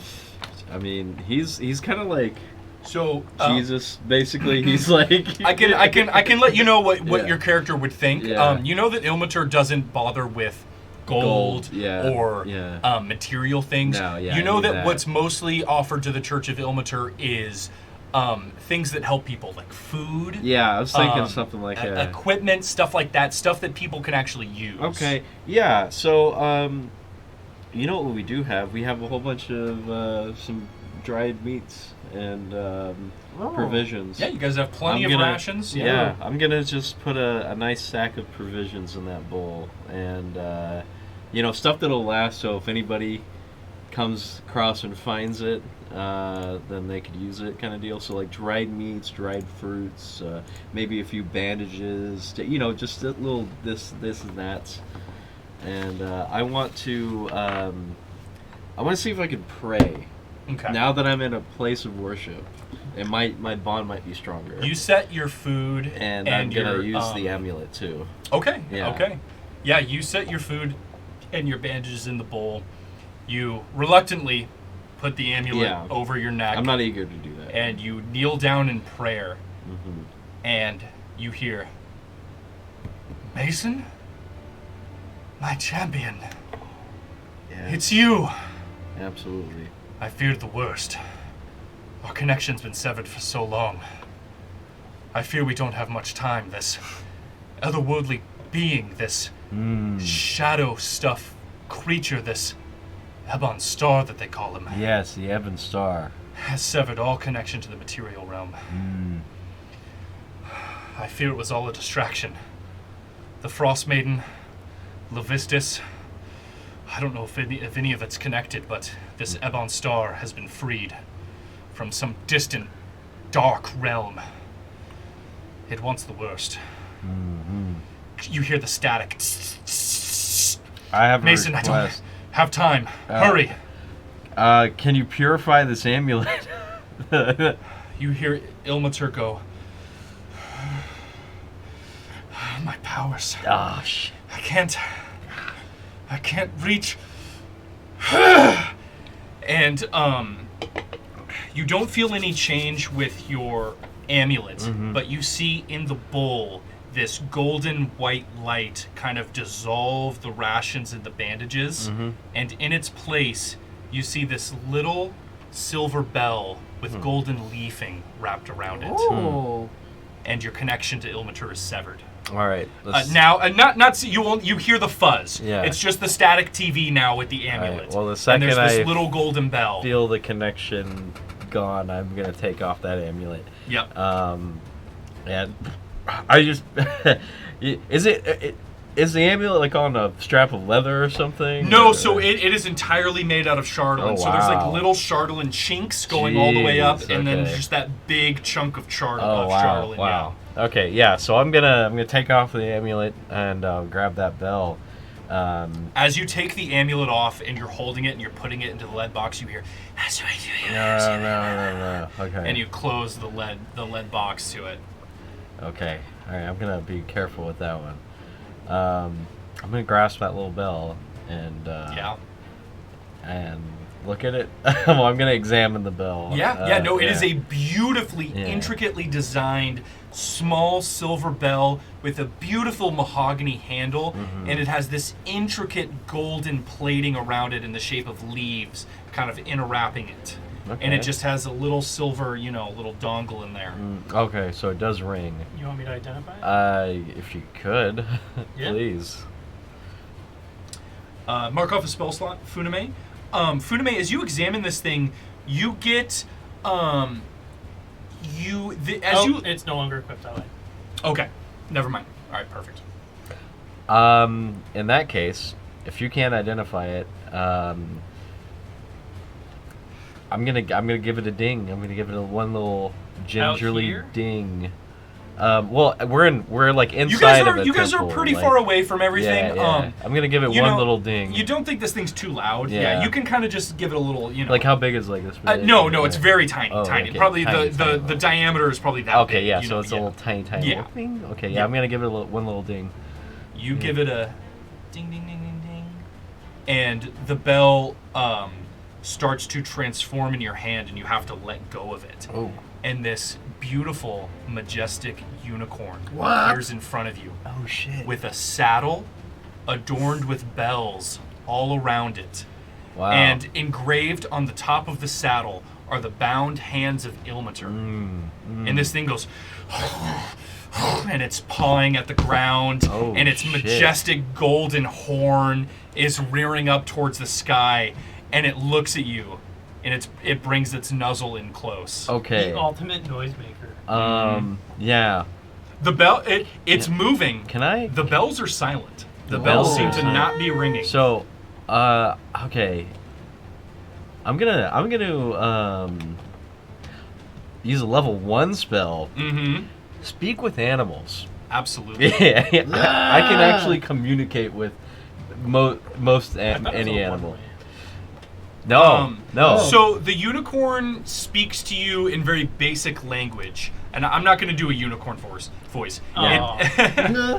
It's me. No. It tells you that its name is Effenrear. Effin. Effenrear. Okay, so this is what Speak with Animals says because you asked. It says the knowledge and awareness of many beasts is limited by their intelligence, but at minimum, beasts can give you information about nearby locations and monsters, including whatever they can perceive or have perceived within the past day.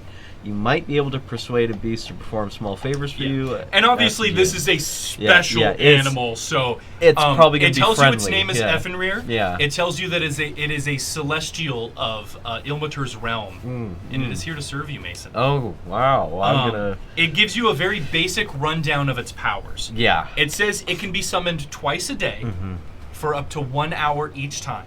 Okay. Its maximum is twice a day for Okay. 1 hour each, so 2 hours. It tells you that if it dies, it takes a week to recharge the bell, but it will come back to you. Okay. And it says, I will be your mount in friendship, combat, trials, and tribulations. Okay. I'm gonna oh, come on, disable this, use PV.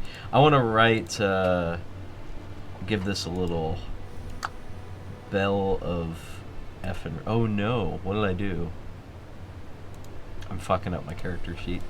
So I don't hear this conversation going on, right? No. I just stare at Mason and this horse. This beautiful giant unicorn. This thing is probably a couple hands taller than a normal horse. Yeah. This thing is huge.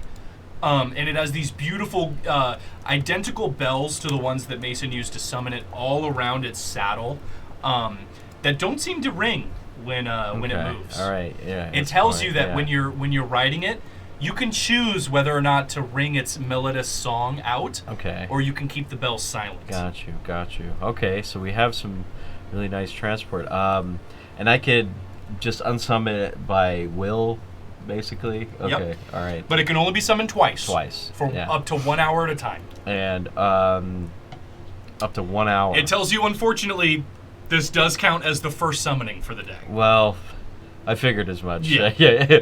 Well, thank you, F and Rare, for breaking that down. I mean, what else can you heal, or can you? You don't get the feeling that it can do that. No, Okay, it is a wondrous mount. Okay. A unicorn. You know that unicorns are super rare. Yeah. They're rare.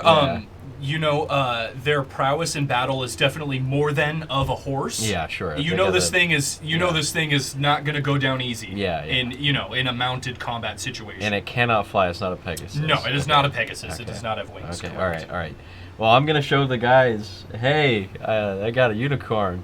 Oh, they see it. Yeah. I'm gonna try and take one of its bells. Hey. Yeah. As you approach and you get to one of the bells and you start unfastening it, the unicorn kind of whips its neck around. It goes and kind of snorts in your face, and your feathers kind of go back a little bit. You get the feeling that it kind of doesn't want you to fuck with it. Yeah. Don't touch the bells. But it doesn't seem. It's not doing it in an angry way. It's kind of just telling you, It's tamed. Yeah. Yeah. Okay. It does seem very amicable to your friends. Okay. Yeah. All right. Cool. And I'm getting the vibe that it kind of knows everything that's going on. For you. It is an intelligent creature. Got you. Yeah. Okay. All right. Well, I'm gonna share the information of what we're doing with F and Rare. This is why we're here. Blah blah blah. This is what we're doing. I'll probably summon you again soon. Name drop Ilmator 5 times. I'll name drop Ilmator 5 times. Yeah, exactly. Harikari, Ilmator. Exactly. At this point, Tommy comes back. Yeah. You guys are in I'll all of this. I'll unsummon him. Oh, you're gonna unsummon Yes, it? Okay, yeah, you unsummon it. All you have to do is think it, Yeah. and the bell appears in the palm of your hand. Got you. And you're able to kind of put it away in your cloak. Yeah. Okay. Yeah. So you put it away, and immediately you guys hear, "Hey, boss, I'm back. I'm sorry. I don't mean to startle anybody. Yeah. I'm gonna be honest with you. I haven't not talked for this long in 900 years. You guys don't understand how difficult this was. Anyway, status report. Yeah. The trade ward, overrun with zombies. Guys, there's some humans still alive in Waterdeep. Those torches, there's kind of like a little town square there. And there's some cages with some humans inside and some zombies around. And they're kind of poking and prodding them and making them cry. There was this little boy. It's really sad stuff. I'm not going to get into the details. Other than that, not much else to report on the trade ward. Humans alive, Wow. not many of them. There's cages, zombies everywhere. One of them brushed up against me. Yeah. I gave him the old whoop and punched his head off. Yeah. And kind of dragged him into a alleyway and shoved him in a dumpster. Oh. It was crazy. It's like some Assassin's Creed shit. You guys don't even know. Anybody But I'm back. follow you back here, or? Oh Well, he was shit! no, he was invisible. He's still invisible, but you guys get the feeling that he looks behind him, and he goes, "No, I don't think so. Okay. All right. Well, good job. I don't think anybody's followed me back." Or good job. I think Funame has Ha! some more. Tough Knuckle strikes again. Thank you, Tough Knuckles. All right, Tough Knuckles, you get 5 minutes of talk time before I send you back Ah, out to the dock word. shit! All right, let me get it all out. Baby bumper, bubble bubbers, baby bubble. Baby buggy bubble. How long does your invisibility last? It is 1 hour. 1 hour. So that's why I tell them to just go out and come back immediately. Perfect. Yeah, it's been about 30 minutes. Okay. I'm going to drop that invisibility, Mhm. and then I'm going to give him a new one. Okay, perfect. What do you want him to do? Dock ward this time. Okay. And on your way through the dock ward, look to see if you have seen any shops, like Mhm. adventure shops that would have like kerosene. Oh, okay. Okay, so you want him to be on the lookout for oil. Yeah. If he finds oil, do you want him to light it on fire? Not unless he knows that there's no humans. Okay, gotcha. So he's gonna scout.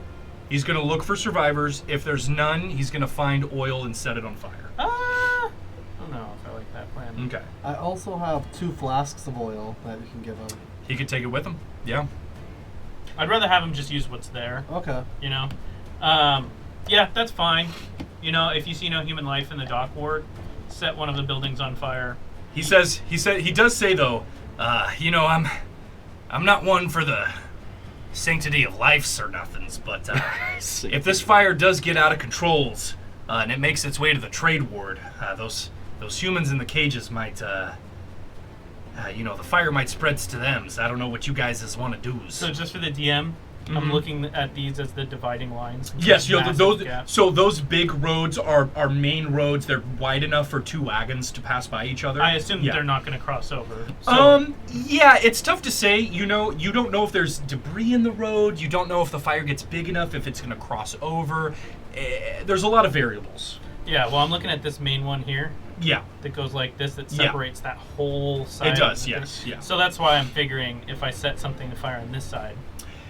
Yeah, it's tough to say. It's Okay. tough to say. Yeah. So are we still okay with that plan, team? Yes, I am okay with that. Setting fire to the city.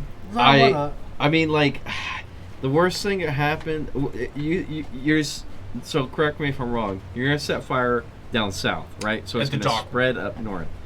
It's gonna spread everywhere. Yeah. Yeah. Well, my main concern is potentially saving those people in the cages. I mean, are you on board with that? I would love to, and if we want to use the fire as a distraction to do so, Let's I do think that. I Yeah. think that's a good I'm idea. really curious as to why those people are still alive. Yeah, That's me a great- too. that's a That's great that's question. the other reason, because there's got to be a reason that these people in particular haven't been killed, right? Yeah. Yeah. There's no way they're just holding randos in a cage, right? Yeah. Maybe John Boy's. Yeah. You did. Wait, did he tell me the secret or no? No, not yet. No. Oh, We you still don't know. No, I thought Technically did. No. Oh no, I you told threatened Valin. John- Yeah. You Oh, told and Valin, and Funaman. I Yeah. know, but I Well- don't think you know. maybe John Boy is in that cage. You do remember John Boy, right? Whatever happened to John Boy? You remember him, You right? guys remember that kid, right? Yeah, That you went after and that's saved. right. You remember John Boy? You saved him, right? Okay. If Tommy doesn't have any further instructions, he's gonna run off. All right, I'm going to cast invisibility now. Go, make I already- sure you're I not already on the did. spell slots. Oh, Perfect. how I All right. remember that John Boy. I loved him so much. Tommy leaves. 30 minutes goes by. Wait. Oh, yes, please. During that 30 minutes. Yeah, go ahead. During that 30 minutes, we should probably get prepared. Okay, yeah. Because if the fire starts, we're going to want to make our way into the trade ward. All right. So our plan of attack for the trade ward, in all honesty, is to probably use the griffins, drop us in, and then have them go back. The Griffins are very trained, so they are able to do that. You guys are able to kind of communicate with them that this is a home base and to come back here. And yeah, they can for sure drop you off, and they are intelligent enough to come back and wait here for you guys. Yeah. And obviously, if they come, just land on top of the temple. Mm. Right? Yeah, you guys get the feeling that the Griffins are very loyal. You guys have had plenty of time riding them. They're very smart. If by some chance the enemy does come to this location, they will leave and wait for you guys. Like, Okay, yeah. circling above the air. These Griffins are very, very well trained. Sorry, I just got the best idea of all time, but we'll wait for that. Yeah. All right, so you guys are Yeah. getting ready. The Griffins are packed and ready to go. 30 minutes goes by, and you guys are talking about your plan. You guys are kind of looking at the city, and you guys see this light appear near the dock ward, and you guys see a blaze start to burn in the distance and expand, and you guys hear this collective kind of growling sound, like coming from the city, and you guys see from your distant perch here, a lot of zombies start to leave where they are and head towards the dock ward. Let's book it for the trade wards where those Yes. people Well, are. let's wait. You guys can start. I have to wait for Mushu to get back. Oh, that's right, because Musha doesn't know where he's at. You did. So we can go back a little bit. You can tell him to meet you guys at the trade ward if he starts a fire. Okay, that works. Okay, perfect. Yeah. I don't want you guys to, Then we don't have to ad lib too much. Yeah. We don't have to lock you guys into a certain thing. Yeah. Okay. All right. So you guys are gonna get on the Griffins and fly over to the trades ward. Yeah. Let's Yeah. do it. We're in the cover of night, right? Yeah, no. Yeah. It is nightfall by this time. Okay, Yeah. If I can I land on one of the buildings? Absolutely. The tallest of them? Yeah, instead so of the ground? as you guys fly closer to the trades ward, you guys do see that kind of little town center, and you guys do see that there are buildings surrounding it. Do you guys want the Griffins to drop you off on one of those buildings on the roof? Yeah, why not? I want to. I'll. And if we can do it stealthily, obviously. Yeah. Roll me a stealth check, guys. Actually, With advantage because of the fire. I have an idea for that. Mhm. Do I get advantage? Wait, or did you say with advantage? You guys do have advantage. You guys have started a distraction. Everyone is distracted. You guys have advantage on your stealth checks. Okay, I was gonna say because I have an alt to that. Oh, wow, yeah, nice. yeah. No, you guys are good. You guys have Perfect. advantage. All right, Mason succeeded his stealth check. This is a group stealth check. We need 2 succeeds. Gotcha. Well, 18. That's 2 succeeds. All right, We don't, nice. we don't- we Yeah. don't even need you, Duckblade. swoop. All right, you guys are able to swoop in under the cover of night. This fire's blazing as you guys are gliding over the city. You guys see swarms of skeletons and zombies approach the fire area. You guys see bigger zombies too. There are orc zombies, giant skeletons, and you guys see, as you guys are gliding over, you guys see some of the zombies down this direction are filling barrels with water and bringing it to the dock ward as you guys are kind of gliding over. Gotcha. Yeah, and you guys land on one of the rooftops in the center square, and we will go to that map right now. Okay, so assumption was correct. They're gonna try and save it. So that means that fire is their worst enemy. So we can. I know this may sound Well- crazy, but if we need to, we can start setting fire to random districts of town to put them in more chaos or mayhem, if need be. If need be. Okay, what do we got here?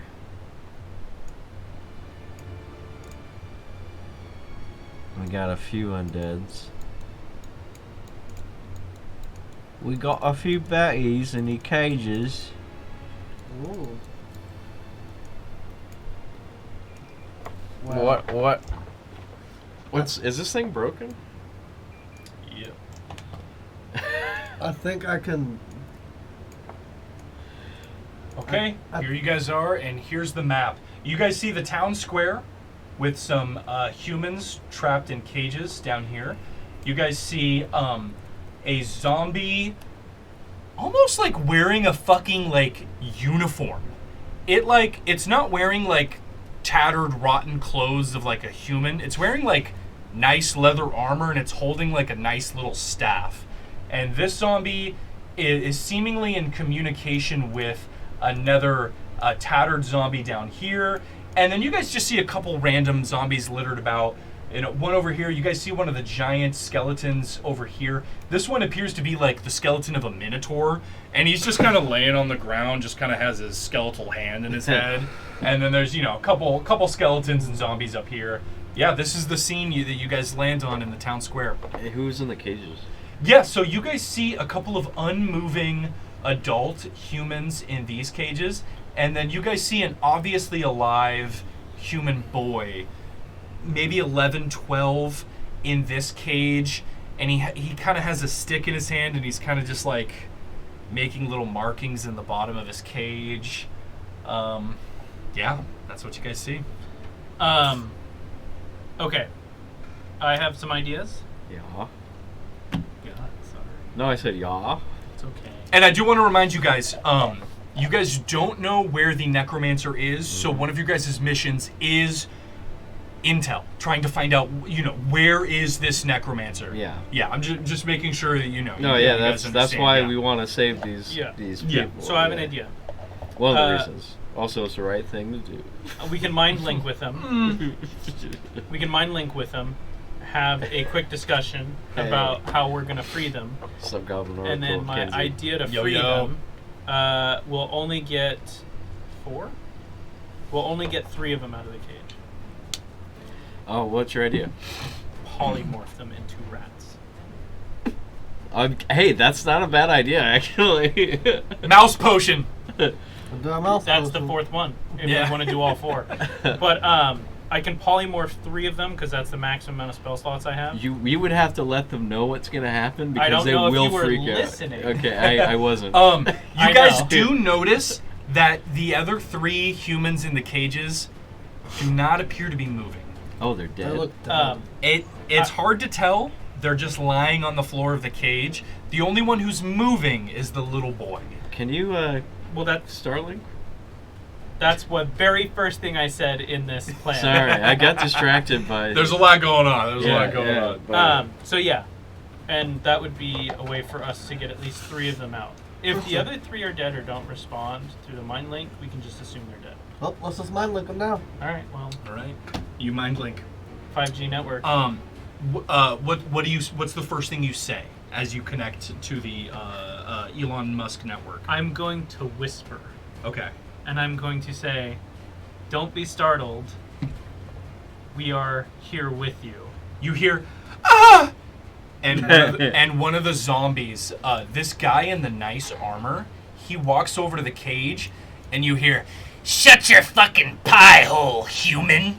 And he kind of jabs him with his staff, Oh. and then he walks back over to where he was before, and you hear in your brain, "Oh, hello?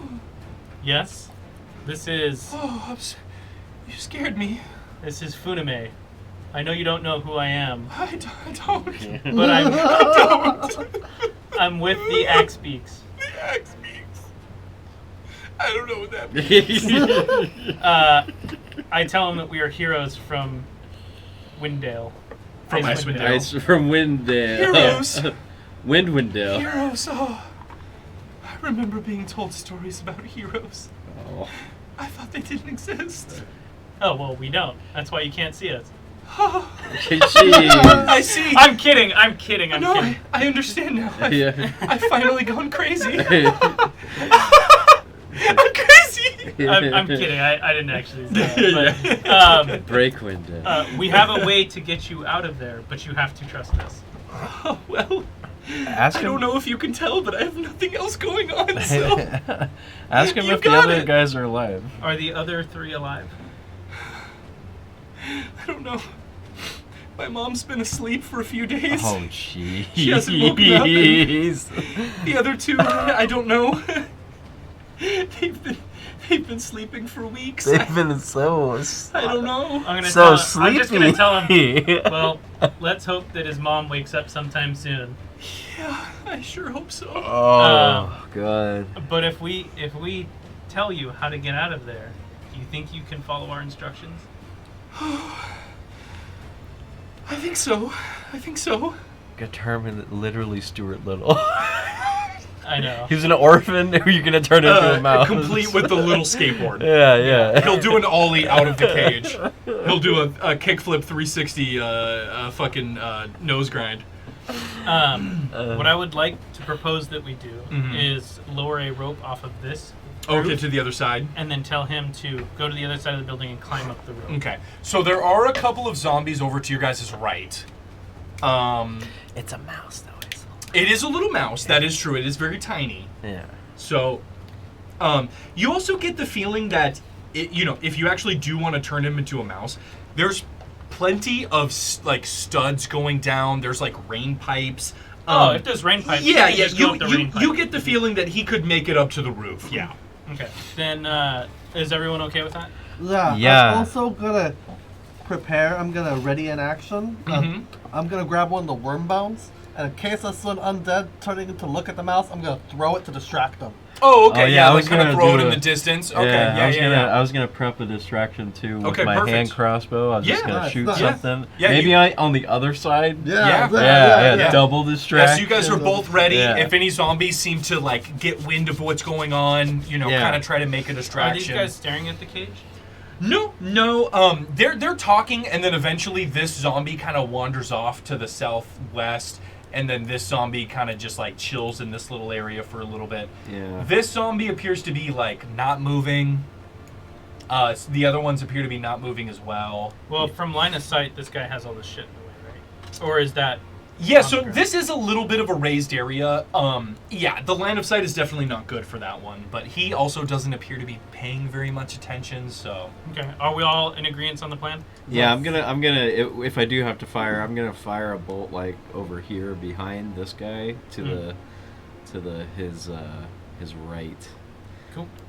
All right. Well, I'm gonna give him the instructions. Be calm. Be chill. One of us is a giant bird, so don't feel threatened. Oh god! What else? I hate birds! Oh no. Oh no. Well, he loves kids. Okay, so wait, mister, you're gonna will be there. turn me into a... Oh, A you mouse? You should probably tell him about your head. I'll minor illusion that when he gets here. Okay, all right. This is the I love that you guys are basically monsters. There's a Birdman, a weird pale giant, and an elf with a brain for a jar. Hey, kid, we're the heroes. It's literally we have like Joker brain in a Yeah. jar, Birdman and Solomon Grundy, And then pale giant in green armor. Yeah, that's what I That's mean. the Solomon Grundy. that's Oh, yeah. In Yeah. armor, Oh, my with God. green armor on. That's great. Yeah. Oh, man. Okay, yeah, no, the kid, he's a kid. You don't know what's going to happen. He says he's ready. He's like, oh, you're going to turn me into a mouse? Like, okay. All right. Let's do this. Okay. I'm gonna count down. Yeah, he's 3, ready. 2. Oh god, One. oh god, Mom, wake up! And you see, you as you guys are looking down, you guys are keeping stealthy. You guys are on the roof, kind of on your bellies. Yeah. Yeah, you see the kid like go like shrink down into a little mouse. Nobody seems to have noticed. He's a little mouse, and he starts making his way over towards you guys. And he climbs up one of the little gutters, and he's there. He's in front of you guys. And you could. This doesn't last. It's an hour. It's an hour. It's an hour. Excuse me. I'm using minor illusion on my face so I don't look horrible. Yeah. I think we. And should, in your neural network, you just hear. Yeah. I think what I would like to do, and We it could may be. put him in a little. Yeah. Well, I was gonna say we should walk away from this place. And then bring yeah, him. 'cause yeah, if that's he what I makes was going noise- to propose the same thing. Yeah. Yeah, exactly. Okay. So if we can we peer behind us and just see if there's like a... Yeah. As you guys look behind you, you see rooftops that you guys can jump to. And as you look out upon the city, you see that the further away you get from the fire, it seems like there's less zombies. So yeah, you guys think you could make your way south north and get away from And we from can the get back town on our center. griffins and all that. Yeah. They went to the The temple. Griffins did Oh. leave back to the temple. Yeah. Okay. Yeah. Let's do that. All right. You guys pick. One of you guys picks up the mouse. Yeah. holds him. I'll carry him. Yeah, I'll put him in yeah. a little pouch and a little air hole. And you guys start jumping some roofs.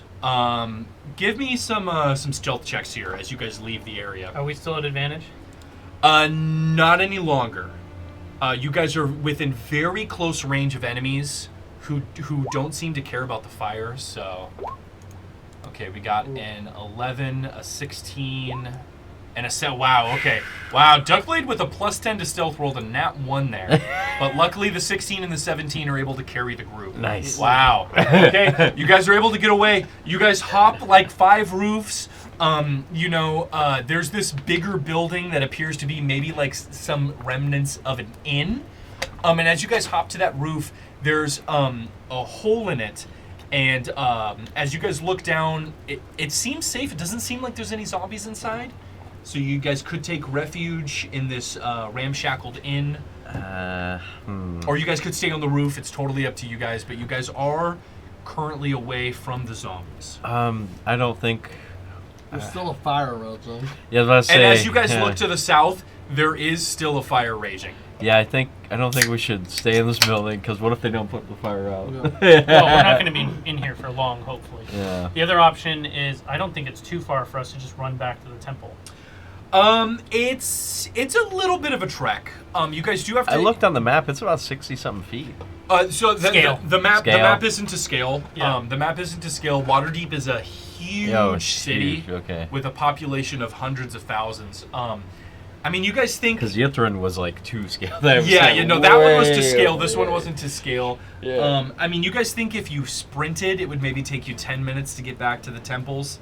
Okay. Stealthing, trying to avoid zombies, a lot longer. If you don't get caught. I could do a mimicry attempt to make a griffin call, but They would my hear it. performance is really bad. Yeah, let's not do anything that would... Well, then let's do this. If it's okay with you guys. Let's get rid of the polymorph inside one of the buildings that we know is empty.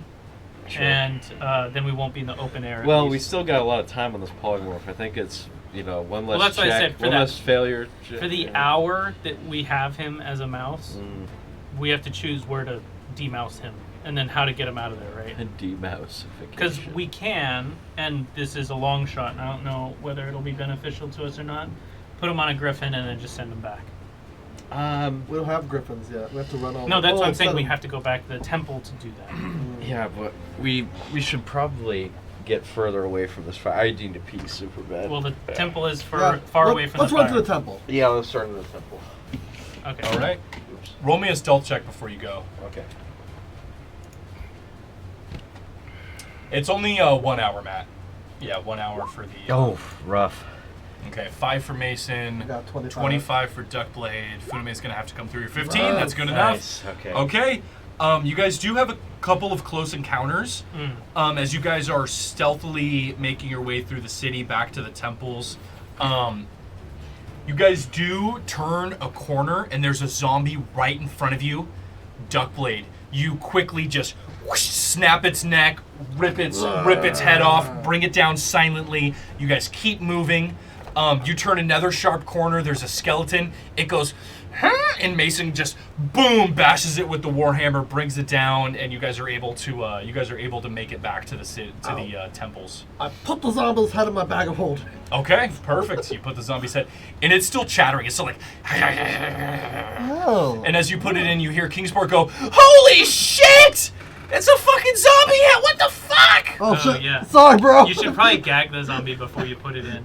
I forgot to gag it and stuff. You take care of it. Oh God! There should be a Sylvanius branch in there for Holy to whack it fucking with. shit! You know, you should check and make sure he doesn't turn into a zombie. While I don't even have my hookah. It's okay. Hey, what's you up, Higher You have MTG? your What's gun, going on? right? You hear in the bag of holding, and you see a little bit of smoke rising out, and you hear Kingsport go, "Threat neutralized." What? Did you destroy it? Well, yeah, it was chomping and biting at me. God damn it, Kingsport. You do realize you threw a zombie head in the bag with me, right? Well, you have 11 nethery skulls in there, too? They're not trying to bite me.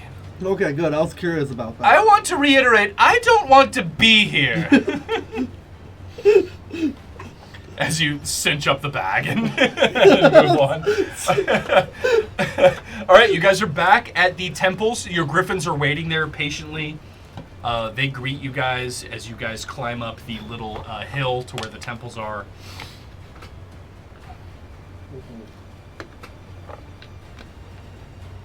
Yeah, and in your neural network, Funame, you keep hearing like that little chip, chip, chip, chip, chip, chip, chip, little mouse talking. Oh, we can put the boy in my bag. Oh, Mason's already got him. Him and Kingsport were best friends. Okay, what happened? I heard screaming. No, nothing major. You guys made it back to the temples. All right. Yeah.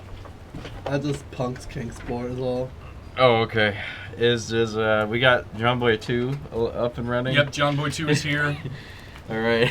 What's his name? Well, you guys will have to find out when you unturn him from a mouse. Oh, that's what I mean by up and running. Yeah. He's not. He's still a mouse. He's still a Okay. mouse. Stuart Funame, are you Little. gonna end your concentration? Let's unmouse Yeah, him. everyone good? Yeah. Okay, let's do it. All right. The little boy just and he goes, "Oh God! Oh, does anyone have some cheese? I'm really craving some cheese right now, guys. Oh man." I actually do have some cheese. Whew. Yeah, you hand him like a little cloth wrapped bit of cheese, and he's just like, "Oh no!" He's like, "Oh, the zombies barely fed me anything. Oh, Yeah. oh man, Oh, you guys really are heroes.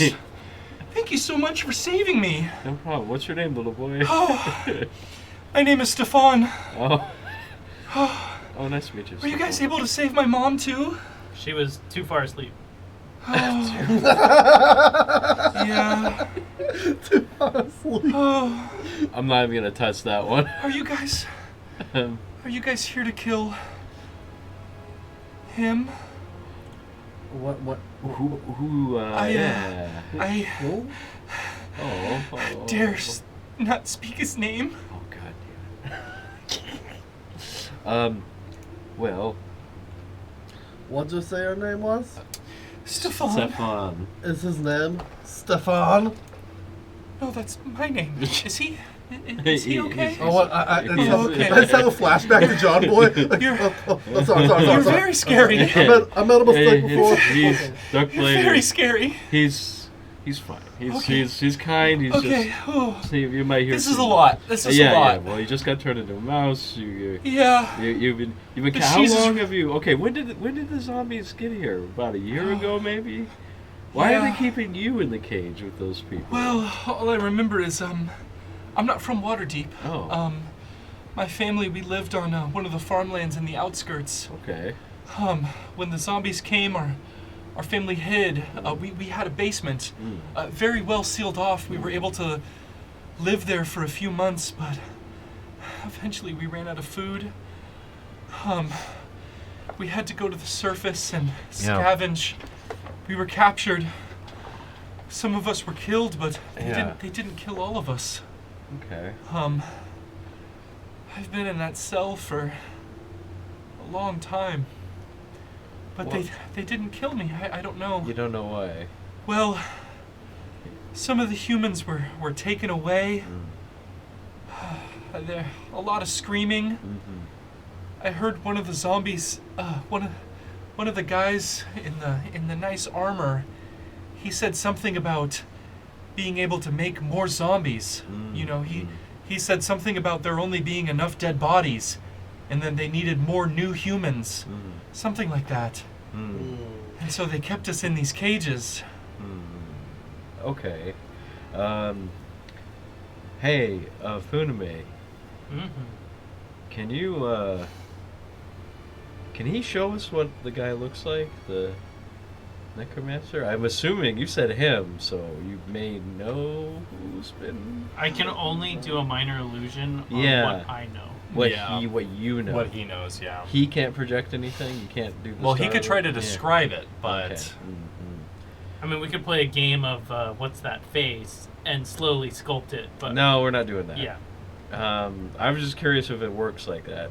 I don't know. I don't have my illusion. he says I haven't spoken his name in so long. They tell us not to say it out loud. Or Well, summons him. Why We don't you can tell me think in your it. head? Oh, that might work. remember the thing we did earlier? Yeah, I Yeah. remember. And you hear in your mind Funame in a faint little whisper, Zagrim. I repeat it to you guys in your head, so he doesn't have to. Mm. bear the Zagrim. hearing. Okay, Zagrim, The Unhallowed the One. unhallowed one. What is the? What is? I'm not gonna say his name. Thank you. Please don't. Yeah, I won't. I He'll won't. come. I won't. He'll come here. It's okay. It's okay, little boy. What is he? Do you know what he looks like? Did you see him? I saw him once Mm. when I first came to the city, and he overlooked our group. And you get this picture in your head, Funame, of a man wearing a skull as a helmet Mm. and wearing magnificent plate armor, fitted with bones, kind of like on the outside. And he wears 2 skeleton heads on his shoulders to make it look like he has 3 heads. And that's the picture you guys get of Zagreus. He's an edgy boy. I kind of show him, you know, I use minor illusion and show him, is this what... Yeah, that's him. That's him, God. All right, keep your eyes closed. We're going to look at this for a minute. Yeah. Yeah, but no, you conjure a picture of a man wearing skeletal armor with two, skulls on his shoulders, and he says that's kind of what he looks like. Yeah. Where does he live? Where are you going? He goes, well, I don't know, but the one thing I heard the zombies mention time and time again was the sewers. They always talked about the sewers. He's wearing a tap out muscle tee. Yeah. The sewers. With a Ed Hardy jacket. Ed Hardy, yeah. True Religion jeans. Oh, yeah. Real tough guy. Rides a stock Harley that he bought at a dealership secondhand. It's okay. Rides it on the weekends. Where? Has his own side business. Do you know how doing to? Amazon How long? dropshipping. What was it? Has his own side business doing Amazon dropshipping. Oh, 100%. Yeah. Do you know how long have you say you lived here? Well, time has passed so slowly in those cages, Yeah. but I mean, if I had to guess, maybe half a year more. Half a year. Do you know? They feed us bread and gruel and foul-tasting water. Do you know how to They get? kept telling me one day I would become a man and I could help them. I don't know. Do you know how to get to the sewers? He says, not in specifics, but I mean, I have seen sewer grates all around the city. Okay. Yeah. Which sewer is the smellingest? If I'm being honest with you, I don't know. I haven't left the cage. I don't know. Okay. Half a year in cages. Well, you're free now, and I guess. Okay, so we have two options here, little boy, Stefan. I kind of don't. I mean, guys, I don't want this kid traveling with us. It's probably gonna be less safe for him. Well, that's why I said stuff him on a griffin and then ship his ass to a town full of zombies. Well, no, to our home. To Icewind to Dale. Icewind But Dale? then you guys are down at Griffin. Then we're down at Griffin. And until also- it comes back. True, but also, can the Griffin make it there safely That's right. without one of Well, you there's guys? the murder crows. Oh, Yeah. how big is this boy? Is it a big boy, a small boy? He's 11 years old. You know. Is And it- I can summon a unicorn once a day. How fast does this thing go? Unicorns are fast, right? I mean, they're fast. You know, it gallops at the same speed as a horse. Okay. You don't think it would make it I to? was You about don't to think say, it would make it to in the an Dale. hour? Yeah. Yeah. No, definitely not. Okay. Definitely slower than griffins. You know, Okay. traveling in the air. I was like, damn, okay. I was worth Yeah. a shot. It was worth Yeah. it. Yeah. I'm gonna try and shove this kid in my bag of holding. Oh. He can't breathe in there. It's Kingsport's doing just fine. I mean, Kingsport's doing just fine. Kingsport could use a little brother. You should probably check on Kingsport first. Kingsport, you want a little brother? He goes, I had a little brother once. He won't bite you. I haven't seen him for years. My family. A plane of water. Would be funny to just strap a beak onto the little boy and just toss him in the. Your promise. You promised me. You I guys don't- promised me. I don't think we should throw Stefan in a bag with a clearly disturbed With a gun. England with a gun. Okay, we'll put him in front of his bag. Why did you bring Kingsport with you? It's important! Don't know. It's important! This is important. I don't exactly want to put him in my bag. I don't want to put him in any. I don't want to bag. put him in a bag Yeah. either. Yeah. Boy in a bag What are is you guys? safer than boy What are you in guys zombie gonna do town. with this kid? You say? Boy in a bag. Well, we got a little bit He's of safer with information. Kingsport than he isn't by himself. I don't think so. The Kingsport's That's an interesting conundrum. I think Kingsport is unhinged. I don't think he's got anything like he. I Has can that- I can has put that been Mushu made in clear? there, but- Yeah. Oh, speaking of Tommy, he does appear. He goes, you guys hear this? You know, he's invisible. This voice go, hey guys, I'm back. Oh, sorry, I'm not trying to scares anyone, but I looked for you guys in the trades wards. You weren't there, so I decided to head back to the temples. Hey, what's up? Hey, It's me. Wait, what's Tough it? Knuckles. Tough Knuckles. Hey, Tough Knuckles, meet your baby brother. Ah, hello, brother. And you drop the invisibility, and there's this snake, this little fire lizard guy with flames coming off him, and Stefan goes, ah! I don't want him to be my brother. That's all right. He doesn't bite too hard. All right. So looks like we got this little boy we're traveling with. We could send him on a griffin, but who's to say? We had to sneak past hordes of zombies, right? Yeah. Who's to say he's gonna be as lucky as we were? We could have Kingsport go with them. He might shoot the bird. I just want to I point just that don't out. think it's a good idea to leave the boy alone with the bird. It's a penguin. I'm sorry. Boys love penguins. I think Kingsport's mind has been broken. So, I will offer you guys a little olive branch here. Yes. The griffins are intelligent. Mm. You can leave the boy here at the temple, and if the griffins think that they're in danger, they can take the little boy and fly into the sky. Okay. You want to do that? I mean, we'll be down. That's an alternative to trying to send him back to the Dale, which you could also do. There's just no guarantee. I mean, if you leave this boy, there's no guarantee that he's going to survive one way or the other. It's kind of choosing two sides of a coin. But So, what we do know is he might be in the sewers. The Zagrim.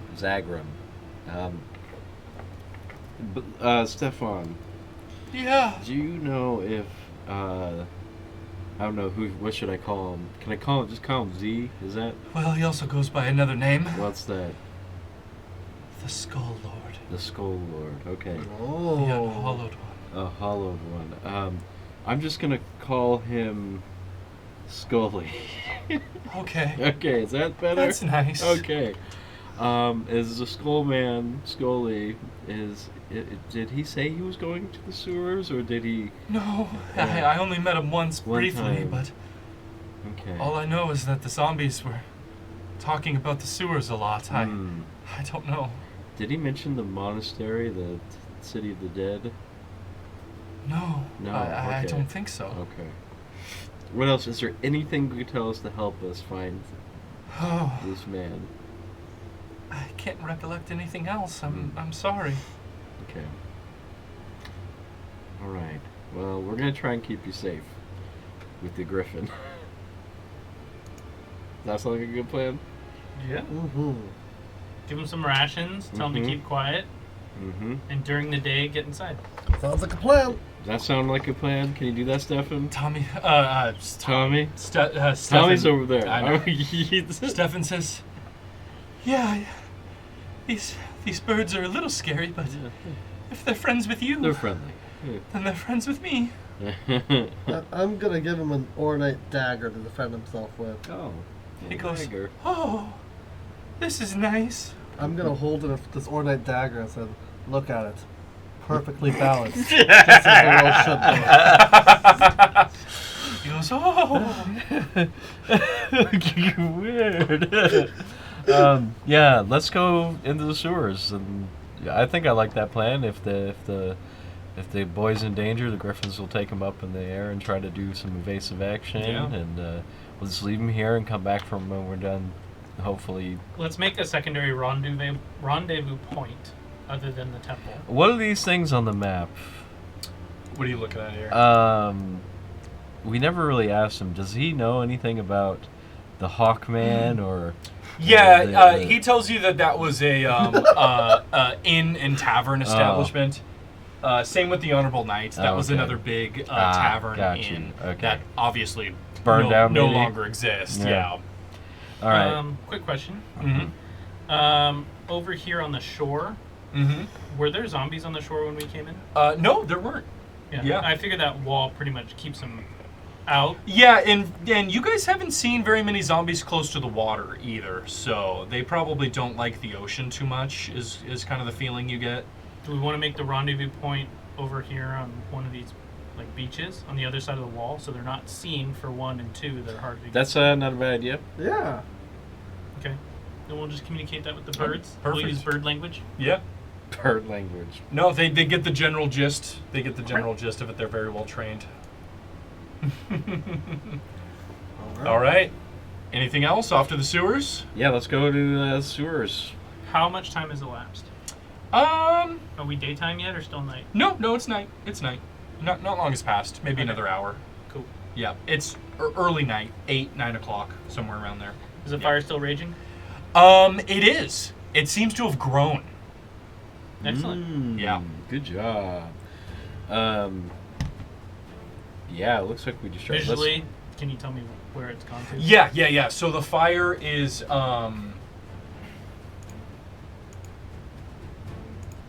currently encapsulating this entire area. Very big. It started off in the center and has expanded quite vigorously. Cool. You want to go up north and try and find a sewer entrance? Yeah, and hope it leads back towards the trade board. Yeah, I'm down.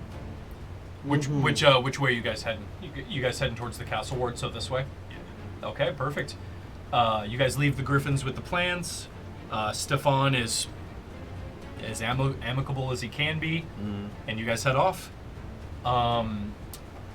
You guys don't run into any zombies. Oh, sorry. Before we go, Mushu, whisper mode. Oh. Okay. Tommy's gonna keeps it quiet. Zzz. Oh. You could say little stuff. Oh, Just little whisper. stuff. Okay. Whisper. He Hey. could talk in your head. Fundames. He's got... Oh, that's right. How's you doing? I'm gonna. This is little, right? Yeah. Let's go even quieter, and then I start the mind Oh, blank. we have to talk in the mines. Oh, man. Would you rather not talk at all? No. Alright. I will deal with his annoyance. All right. I look irritated. But as you guys make it to this little area right here, there's this little little square that kind of leads into the castle area, and you guys stumble across a sewer grate out in the middle of the street. Okay, yeah, let's pop it open. And Yeah. can my ass fit down that? Okay. Barely, but yeah, Mason, you're able to stick the handle of your warhammer into the hole and kind of pry it up and set it aside. Gotcha. Funame and Duckblade go down, and then Mason, you go down last, grab the edges of the manhole and pull it over. And I do have the cantrip light. you do, yeah. So I'm going to use light Perfect. and illuminate the tunnel. Perfect. And Cool. you guys head into the motherfucking sewers. Let's go. Nice. We'll go rest real quick. Yep. Of course, there's a sewer map. Looking at sewers. I'll use the restroom as well here while we're...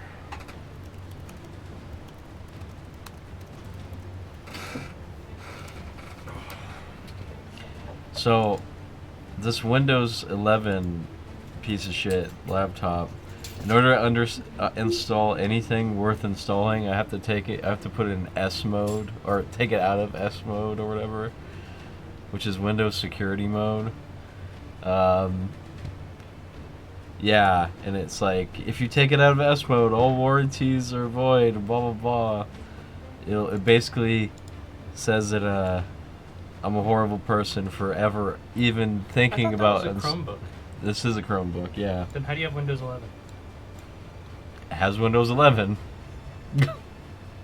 Okay. They called it a Chromebook, so What are you trying to install that requires you to put it in the Discord, You are an administrator on that machine, right? yeah. But it's like any third-party apps pretty much anything that's not Microsoft Corp, it's like, you need to take it out of S mode. I'm like, okay. That's fine. Yeah, I know. It's just funny. Worst that's going to happen is you're going to reinstall Windows 11. So, I don't know what they're on about. Before you do, though, on the bottom of the laptop, does it have a license attached to it? They don't really do that as much anymore, but I'm just curious. Nothing? Should say Windows genuine, blah, blah, blah, blah, blah, blah. Doesn't sound like it, so I think you're fine. Yeah, I'll be fine. This probably is not a Chromebook then. Does at the top bar, like right here, does it say Chromebook anywhere? No, it says Livono Idea. They called it a Chromebook though when they gave it to me. I doubt it's a Chromebook. It's a Livono Idea Pad, which it has this is a touchscreen, Mm-hmm. which is cool. So I can, and it does the backwards thing. The backwards man, the backwards man. I can run backwards fast as you can. I can run backwards fast as you can. The backwards man, the backwards man, the backwards man, the backwards man. I can walk backwards fast as you can. I can walk backwards fast as you can. Have you seen the movie Malignant? These balls. Yeah, Maligma. Yeah, Tom Green already predicted the movie.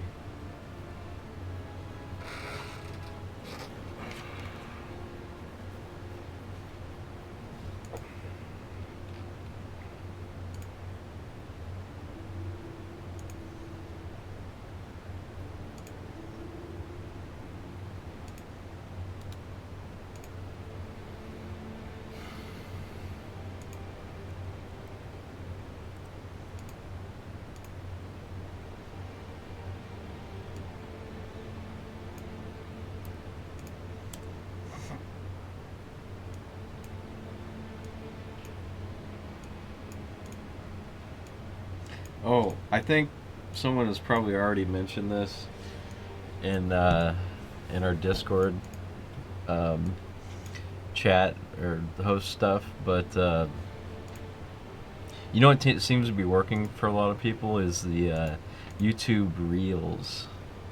Yeah, the shorts. I think they're called shorts. Yeah. Yeah, the shorts are cool. Yeah. They do get a lot of views. Yeah. The problem with the shorts is to get monetized with shorts, you need 10 million views. Wow. I know, it's crazy, isn't it? That's a lot of And views, with your yeah. regular YouTube channel, all you need is 4,000 watch hours, of which we are currently hovering around 2,700, Yeah. which is up from about 1,500 nice. when I took over the Nice, YouTube nice. channel. Yeah. It could. Well, I mean, one thing could affect the other. No, for sure, Yeah. yeah. Get more watch hours because people go to the channel if they're interested. You know. Yeah, definitely. I don't know. It just seems like some people did get a lot of views out of that. Yeah. Like I know one person in particular who I will not name. Ben Shapiro. No. Oh, okay. They went from Joe Rogan. no, Oh, they're damn. they're a newish person. In 1 year, they went from 0 to like over 1 million subs off of YouTube Reels. Yeah. But they do like that weirdo red pill content, so which we don't. Oh yeah, easy to easy to get views with that stuff. Yeah.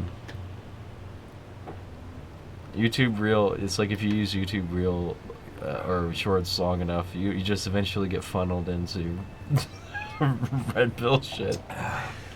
Seems that way with everything. Yeah, it's crazy. It's like unavoidable. It's everywhere. Yeah. It's so monetizable. YouTube short feeds, yeah, exactly. You'll use it for like 10 minutes and then all of a sudden you're listening to like straight up Yeah. like Ben Shapiro or something. It's God. crazy. You're like, what?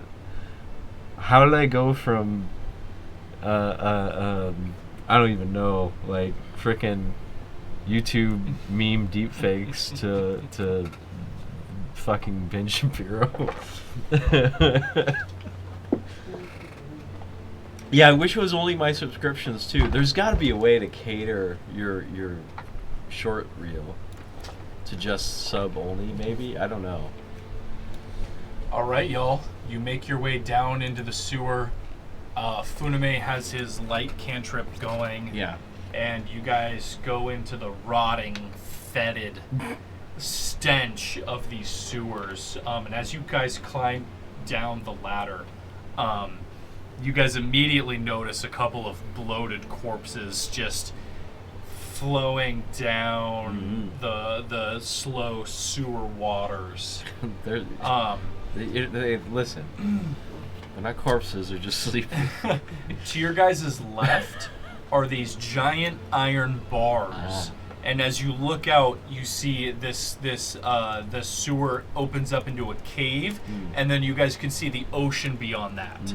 So you guys know that is not the way deeper into the sewers. Gotcha. It's the other way. That's the way to the ocean. Yeah, Okay. That's where all the poo-poo water goes. exactly. Okay. Right into that whale's mouth. Oh yeah, the zombie whale. Mm-hmm. Yeah. You guys are in the sewers. Yeah. All right. Let's go the opposite of whale opening. Mm-hmm. Perfect. You guys are going to start making your way. Yeah. Yes. Is that what am I looking at here?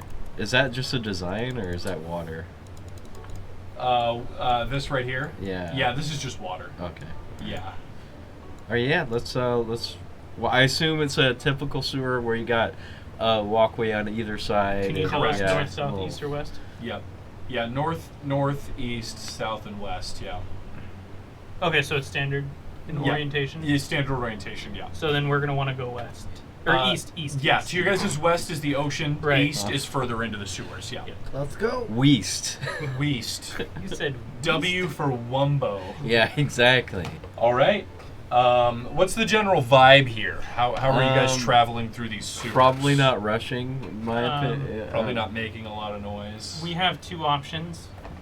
I have dark vision or blind sight. Mhm. So if you want to kill it, can you just? I mean, I don't think we're like in suspense or anything. We're No. yeah. What I was gonna say is since I have blind sight, I can go up front so that I can see things before the light Sure. does. Yeah. Right. Yeah. So That's the order of operations. come around a Yeah. corner, and you I'll light take- up a bunch of zombies. They're gonna know you're I'll there. take the back just in case. Okay. Mm-hmm. All right. Well, then I'll be up front by a margin, a large Perfect. margin. Yeah. And then we'll move forward, kind of like that. Casually. Yeah. The smell here also is borderline unbearable. You guys have to take like cloths out of your bag and kind of hold them up to your nose and mouth. I mean, it's Well, just. they do. Yeah, they do. Yeah, not you. It is absolutely. Pay's not having a head. I'm gonna watch Funima 6 just in case he gets ambushed. Yeah. Well, you guys are gonna be further behind me. Yeah, I'm quick. I could just jump and go, ha Yeah, that's fine. And I'll let you know if I see something beforehand. Yeah, I'll stick with the duck blade in the back. Yeah, Funime, nothing yet. You see a turn in the sewer, a little makeshift wooden bridge to cross paths. Yeah.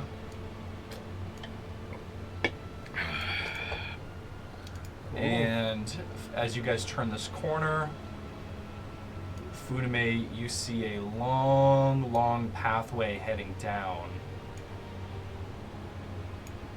Alcoves to the west, east and west, and further south into the west.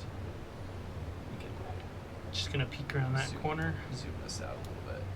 How far do you guys want to lag behind? Do you guys want to give Funime a wide berth? Do you guys want to stay I a would little say bit like closer? like 15 feet, maybe. 15 feet? Yeah, yeah. Okay, perfect. All right. So, Because you guys don't have dark vision or anything, right? No, but we have light. Right. back a little bit. You have torches. So Well, I got you the guys can bullet eye you guys there. can light some There you go. torches. It is pitch black in here. Funime doesn't need them to see.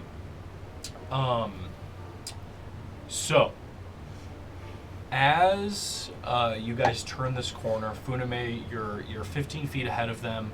Mason, you guys turn this corner. Behind you, Mason, you hear the bubbling of water.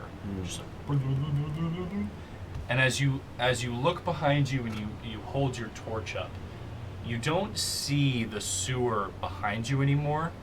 You see this wall of bones and skeletal faces.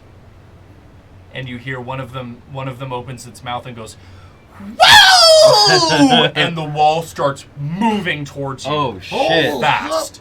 Funime, you whip around, you see that, and you see a wall in front of you about right here. Yeah. A pier of bone and skulls, and the same thing. These two walls are about to smush you guys together. Go Sorry. ahead. I was gonna say I can just get close to you guys and I can do a sphere around us. Oh, like a sphere of protection or Well, a it's force a force field? Yeah. Yeah, let's do that. Okay. Yeah, that's a good idea. Granted, as long as that sphere is there, they can continue to put pressure in. As soon as it drops, we are trapped. I see. Then with that in mind, I'm gonna.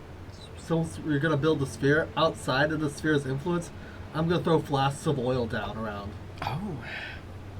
Okay. So you're gonna throw a flask at one of the walls and maybe try to throw a flask at the other wall? Yeah. Okay. And then But they're made Funame, of you're water, gonna aren't you're gonna they? put up your force field? I can. How are you going to ignite it before I do? You You have a torch, right? Oh yeah, you're Well, right. things can leave your force field, right? Or no? Impenetrable. Okay. And From both including ways. spectral. Yeah. No, I know that. Yeah. Okay. Yeah. Then I guess I'll torch one of the arrows or maybe one of Can Mason's you- bolts. Can you Misty Step through that? Yes. Okay. The wall of force. Yeah. You can. I guess, yeah. Hmm. Because you just need to see the other side. Yeah. I thought wall of force stopped teleportation. I might be wrong.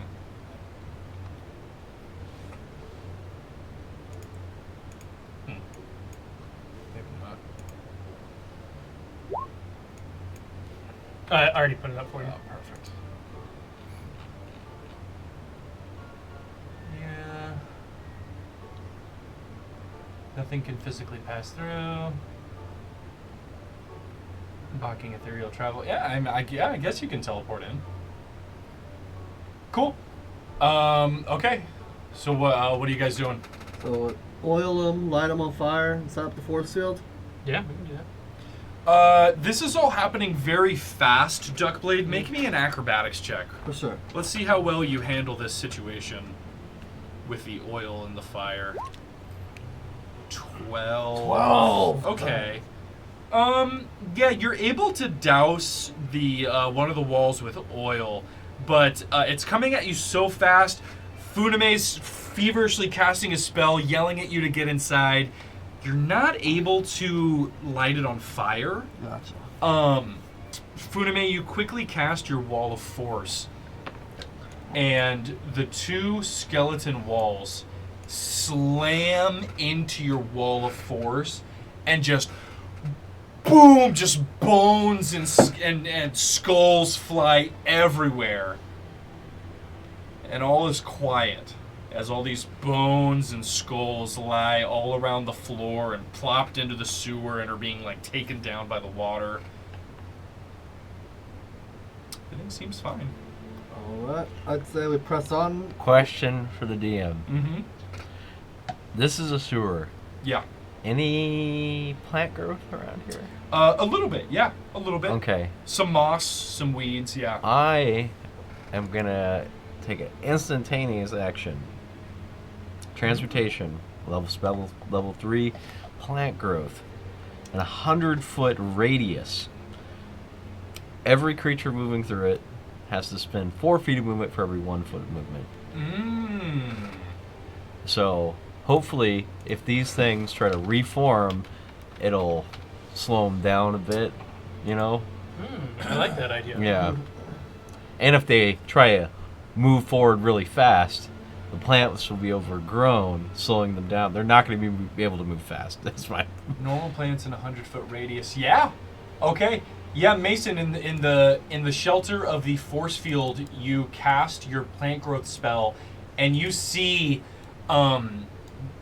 moss start to feverishly grow, vines coming out of the cracks in the walls, and basically cover the ground, the walkable ground, and kind of you see one of the bones try to move towards another bone to connect again, and your plant growth is just holding them in place.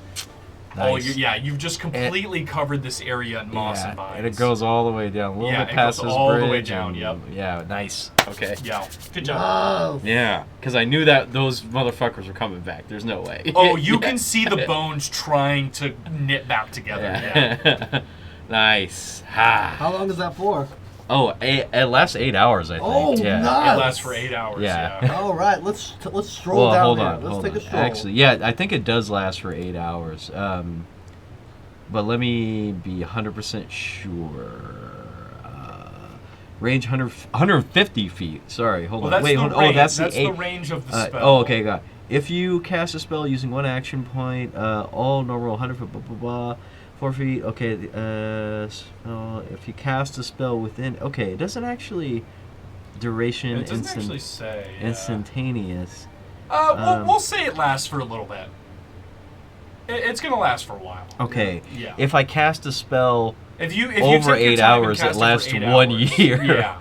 Yeah. But so I assume it's probably lasts a long time. Yeah, it's definitely gonna last for a while. Okay. Yeah. These plants are completely holding these bones in place. It does not say how long that. Yeah, that's very interesting that it doesn't say that. But whatever. Anyway.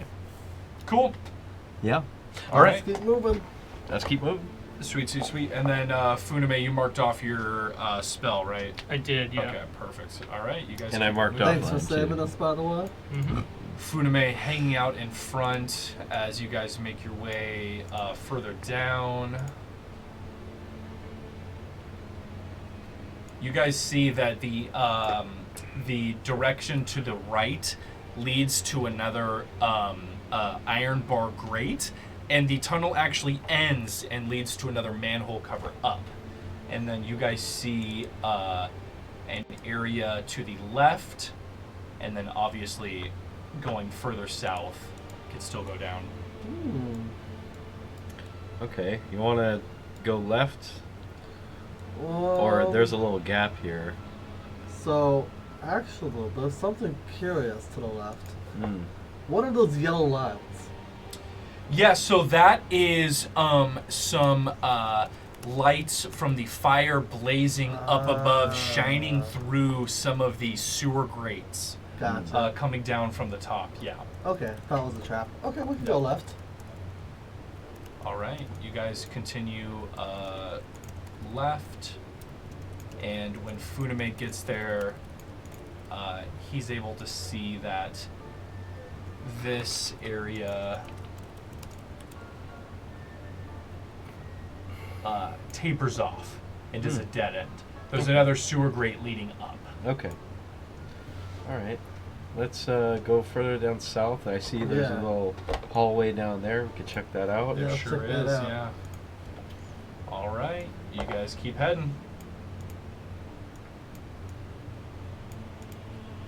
And then Funame with your blind sight as you look down this area. You see another hallway Wow. leading to the left, another area going down, and then areas going up and down further past to the left. How are you feeling, Nelson, about this? Well, we just need to find out if there's anything down here that. Well, we still gotta go east either Yeah, way. we still got it. Let's go east. Well, we might be able to break through those iron bars later, but yeah, let's explore the sewer and see what it has to offer. I mean, we don't necessarily have to break through the iron bars. You have mold earth. it's true, True. but I mean, I'll try to bend them first. I mean, Yeah. Yeah. yeah. But you could just mold earth where they are in for the above ceiling, and then we just literally pull them out. Yeah, that's what we did with the door hinge. Anyway, yeah, let's just keep going east. Yeah, What do you think? yeah. All right, you guys keep heading. Peer down. Yeah, so as you guys head this way, you guys can take a deeper look down south. There appears to be another area down south and to the left there, and then obviously area continuing further to the left. Okay. Let's keep heading east to the corner. All right, you guys keep heading. Mhm. At this point, everyone give me. Actually, Duckblade, what's your passive perception again? Let me roll a dice roll here. My passive perception is. It's an obscene number, right? Yeah, it's. It is an obscene number. Oh, what is it called? What happened to it? Okay. Your passive perception is like 26 or something. It's crazy. No, it's not that. It's like 18 or something. I Yeah. think. Still, that's Yeah, it's still really good. Let's see, do I have it? Do I have it here? Oh, my passive perception is 16 as well. I don't know how that happened, but That's because your wisdom's good. Ah. Yeah. Oh, 20. Yeah. 20. Okay. You succeeded this check. Hokla. Duckblade. So this particular area of the sewer is the sewer water is very grimy here. You know, just like a film of icky, gooey moss or whatever is on top of this water here, and it's all green. Everything's green, and Duckblade, you see poking out of the water these little alligator eyes that are very easy to miss because obviously the alligator skin is green. And as soon as you see it, it ducks back into the water. Well, guys, there's crocodiles in the sewer. What'd you see? Where'd you see it? Over there. Duckblade, you saw it right here Right there. in front of you guys. Want to go south and try and go around them? I think I could wrestle a crocodile. I think we should do that, but also keep an eye behind us. Thanks for noticing that. Good job. Oh, well, I'm What do you think, Funame? All right. Can you detect life forms? I can only use it 3 times a day. 3 times a day. But if they're undead, I don't know if it counts. If they're undead, it is not going to work. Yet. If they're undead. If they're undead. We don't know about if this thing. It'd be wise to just check and see. Maybe you could follow it, and see if it's following us. Yeah. Do you want to use one of your senses and expand? How far does it go? Is it like 200 feet? I think it was 300. Yeah, it might be 300. Nothing past 300. You almost never use that ability anyway. It's true. 300 feet. 300 Intelligence 3 or higher. Okay, perfect. Funame, you don't detect anything within your immediate vicinity, but you get this faint intelligence coming from the north east here. Coming from like this general area, but way up there. That's where you detect, and like at the brink of your senses. And as soon as you open your senses and detect that life form, you guys hear the water splash and undead crocodiles emerging from the water. All right. How metal we got? So, and these crocodiles have leather harnesses, and there are zombies riding these undead crocodiles. Nice. Oh, and from the south, too. Yep. And you guys see coming out from the bottom left One of those is, minotaur skeletons. a giant crocodile Oh! with a giant skeleton riding on top of it. That's okay. I need everyone to roll initiative. For sure. Hmm. Oh, is Funama able to wield spears? No, it is not a proficiency. Gotcha. Okay. I think spears are simple martial weapons. Do you know what your proficiencies are? Because I could give him my glass steel spear. Oh, do you have a glass steel weapon already? No, I just have a mithril. Oh. Besides, I pretty much dual wield swords. Oh, gotcha. Go. Okay. Nice. Okay.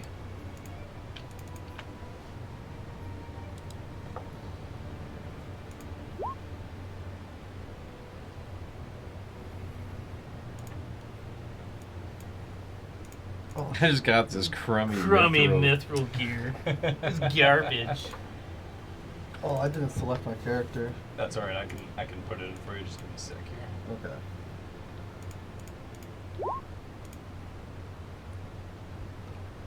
I went to Kinko's and all I got was this crummy mithril gear. Mm-hmm.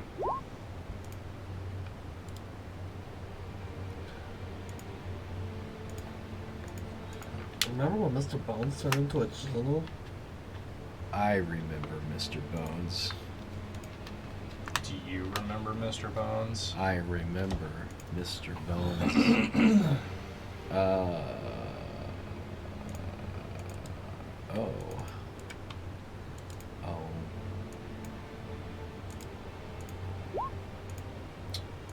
Okay. We are just about ready to get started here.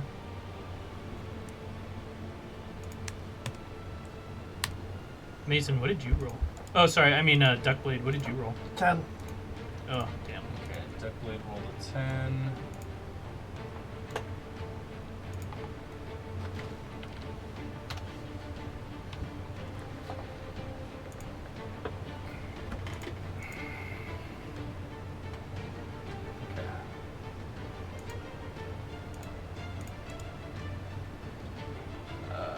Okay, I think we got everybody. Yeah, okay, we're good. All right, combat starts with you, Mason. You're the first to react as these enemies pop out of the water. You see these zombies riding these skeletal crocodiles, and they're all just going. Awesome. Finally, I have rolled initiative to the front of the line, and I am gonna. Now, I will let you know. You can use a bonus action whenever you want to put on your Shardolin amulet. So Okay. just let me know. Without it, you do not have access to your Divine Smite or any of your Divine Powers or anything.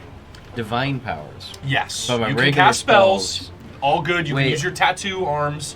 Just Mm. anything that's divine. Channel Divinity, Divine Smite, that stuff you do not have access to. Okay. Obviously, I can cast Moonbeam. Right? Yes. I will cast Moonbeam at level 3, baby. And this is a 5-foot radius, so I'm gonna draw a 10-foot Yep. little circle here. Show me exactly where I to touch will. Oh, I will show you exactly where this little bad boy is going. Oh wait. Oh man, I wish it was. Yes, 10 feet. There we go. Nope. Delete. Select. I'm just gonna open up the view here a little bit just to help with the battle ergonomics here. There we go. Oh, okay. Here we go. Orgonomics. That is. Can I make this like transparent? Yeah, I don't know how to. Okay. Give me If you minutes. delete that, I can make a circle for you. You said it's a 10-foot. 10. Radius, It's right? 5-foot radius, so it's 10 foot wide. Yeah, so it's that big, and then I'll move it. I'll move that right in the center.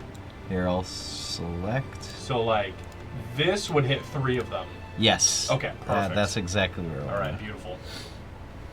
Actually,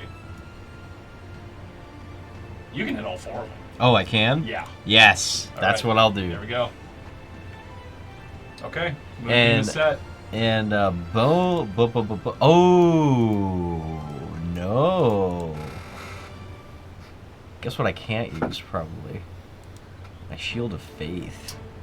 That's a spell, right? It's a You can use that. bonus action.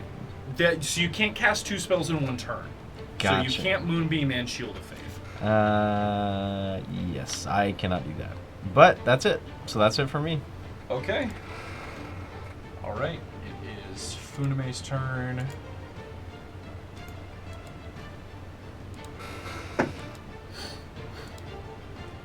I think Brandon will return here in a moment. I accidentally created this tiny little circle I can't get rid of. You might have to zoom in order to grab it. Oh no. You probably have to zoom in Oh, pretty far, and yeah. then you'll be able to grab it. Now I accidentally created a rectangle. Oh, here we go. I got it. Delete. Delete. Okay, There you go. got it. Yeah, you're good. Sorry. No, you're good, buddy. Your turn. Question for the DM. Yes, sir. Uh, That's me. since they're all in the water, Yeah, yeah. can I hit all 3 of them if I hit the water? Ooh. I'll say if you aim this way, you could definitely hit these 2 crocodiles in the water. But what about the ones further south? The one way to the south. It's a lot of voltage. Yeah. You're in the most highly conductive substance that you could be in. Is it sewer water filled with bones, human corpses, and moss and decay? It's all liquid. It's conductive.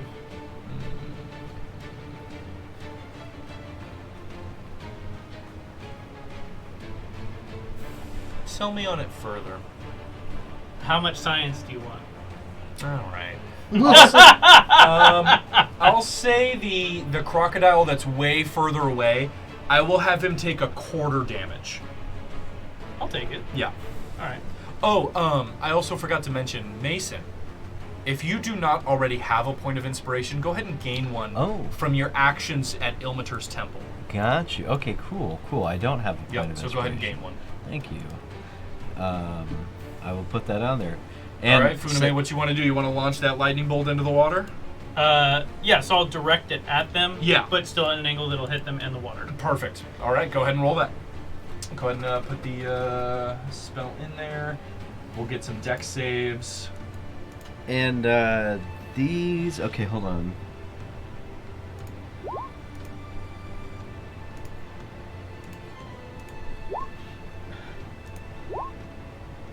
Okay. What's your spell save DC? 17.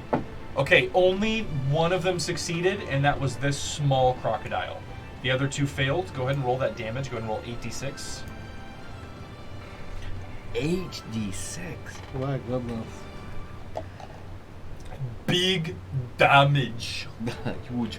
And just for a DM, Wow, those are all really terrible rolls. Man. That is unfortunate. Okay, so this crocodile's taking the full brunt of the damage.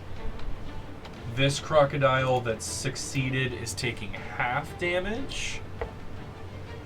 And the crocodile that failed down here to the south is taking a quarter damage. We'll just round that to 5. That's fine, yeah. Perfect. And- All right, cool. and for Moonbeam, they need to make a con save. At the beginning of their At the turn, beginning, right? yeah, Okay, yeah. Perfect. At the beginning of the turn, Perfect. and if they fail, it's half damage, but they still get an extra to 1d10. I'm reading this out so you don't have Perfect. to. yeah. All good. All right. Do you want to move anywhere, Funame? I would like to use my bonus action to sing the Song of the Blade. How's that go again? I get knocked down, but I get up again. You're never gonna keep me down. I And get you're never knocked down. Gonna keep me down. Yeah, you're never gonna keep I'm singing me the down. Shatner version. Sorry. Oh, I get knocked down, I get knocked down, but I get up. and I get up again. All right, cool. And then, do you want to move anywhere, Funame, or are you good right there? I'll stand next to Mason, so I'm in his circle of whatever you call that stuff. No Piss. aura unless he puts the amulet on. Just to be clear. Oh no! That is a divine power. Your auras. Oh Yep. no! Okay. Just to be clear. I guess I'll just get Well- ready to slap some dicks with a gator. All right. Okay. It's stuck with us, alright? Not yet. There is an unseen enemy. Oh. You guys hear a rumbling coming from this area. And you guys see a big old skelly boy turn the corner How does he fit in the sword? and pin you guys in. You guys think he probably assembled himself from all the leftover bones.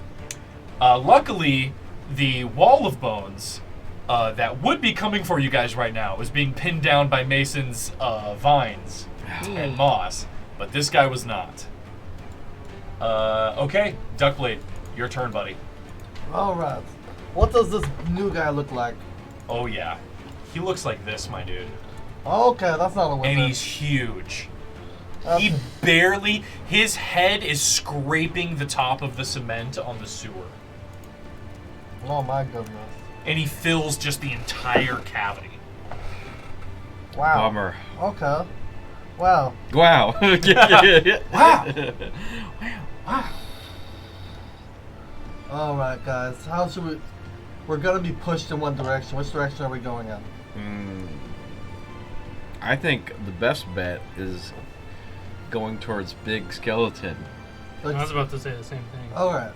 Cool. Alright, I'm gonna go right up to Big Skeleton and make some attacks. Okay. Show me what you've got.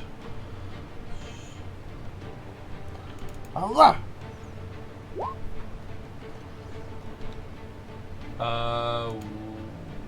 What? Oh wait, wrong one. There we go. 27 hits Nice. for 15. Okay. One more. And 17 Wow. hits. Wow, for another 15. Okay. Yeah, you run up to this skeleton and just whoop-hap, whoop-hap. You're just boom, boom. Bone dust is flying everywhere. His rib cages are falling out as you're just slamming this guy. Nice. Now let's use the key point and Floria blows his ass. Jeez. His whole ass. Punch his pelvic bone. Twist his dick. Key Twist point. his skelly dick off Huzzah! And the old dick twist. his bone. 21 hits for another 17. Oh my god. And I get one more. I forgot how strong Duckblade was. And I get one more, right? You do. Duckblade's a little OP with those fucking raps. And 24 hits. Oh my god, dude. Woo! Duckblade, you, in the span of seconds, just run up to the skeleton, just boom, boom. You kick a kneecap off. You're ripping out rib cage bones. You're punching the skeleton in the face. He looks very fucked up. Yeah, I was like, I'm sorry. He just turned the corner and you just melted him. But he's still standing. He's still up. Fuck. Just powderizing him. I'd like to go home now. I'm gonna pass. All right. Just want to go. It is the big skeleton riding the big crocodile's turn. He needs to make a con save. Can he even get past the other one?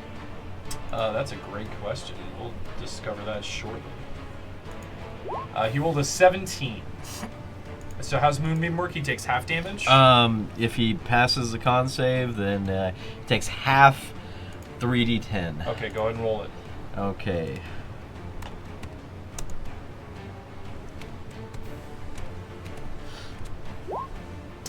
Seven, Wow. so he'll take 3 damage here. Terrible.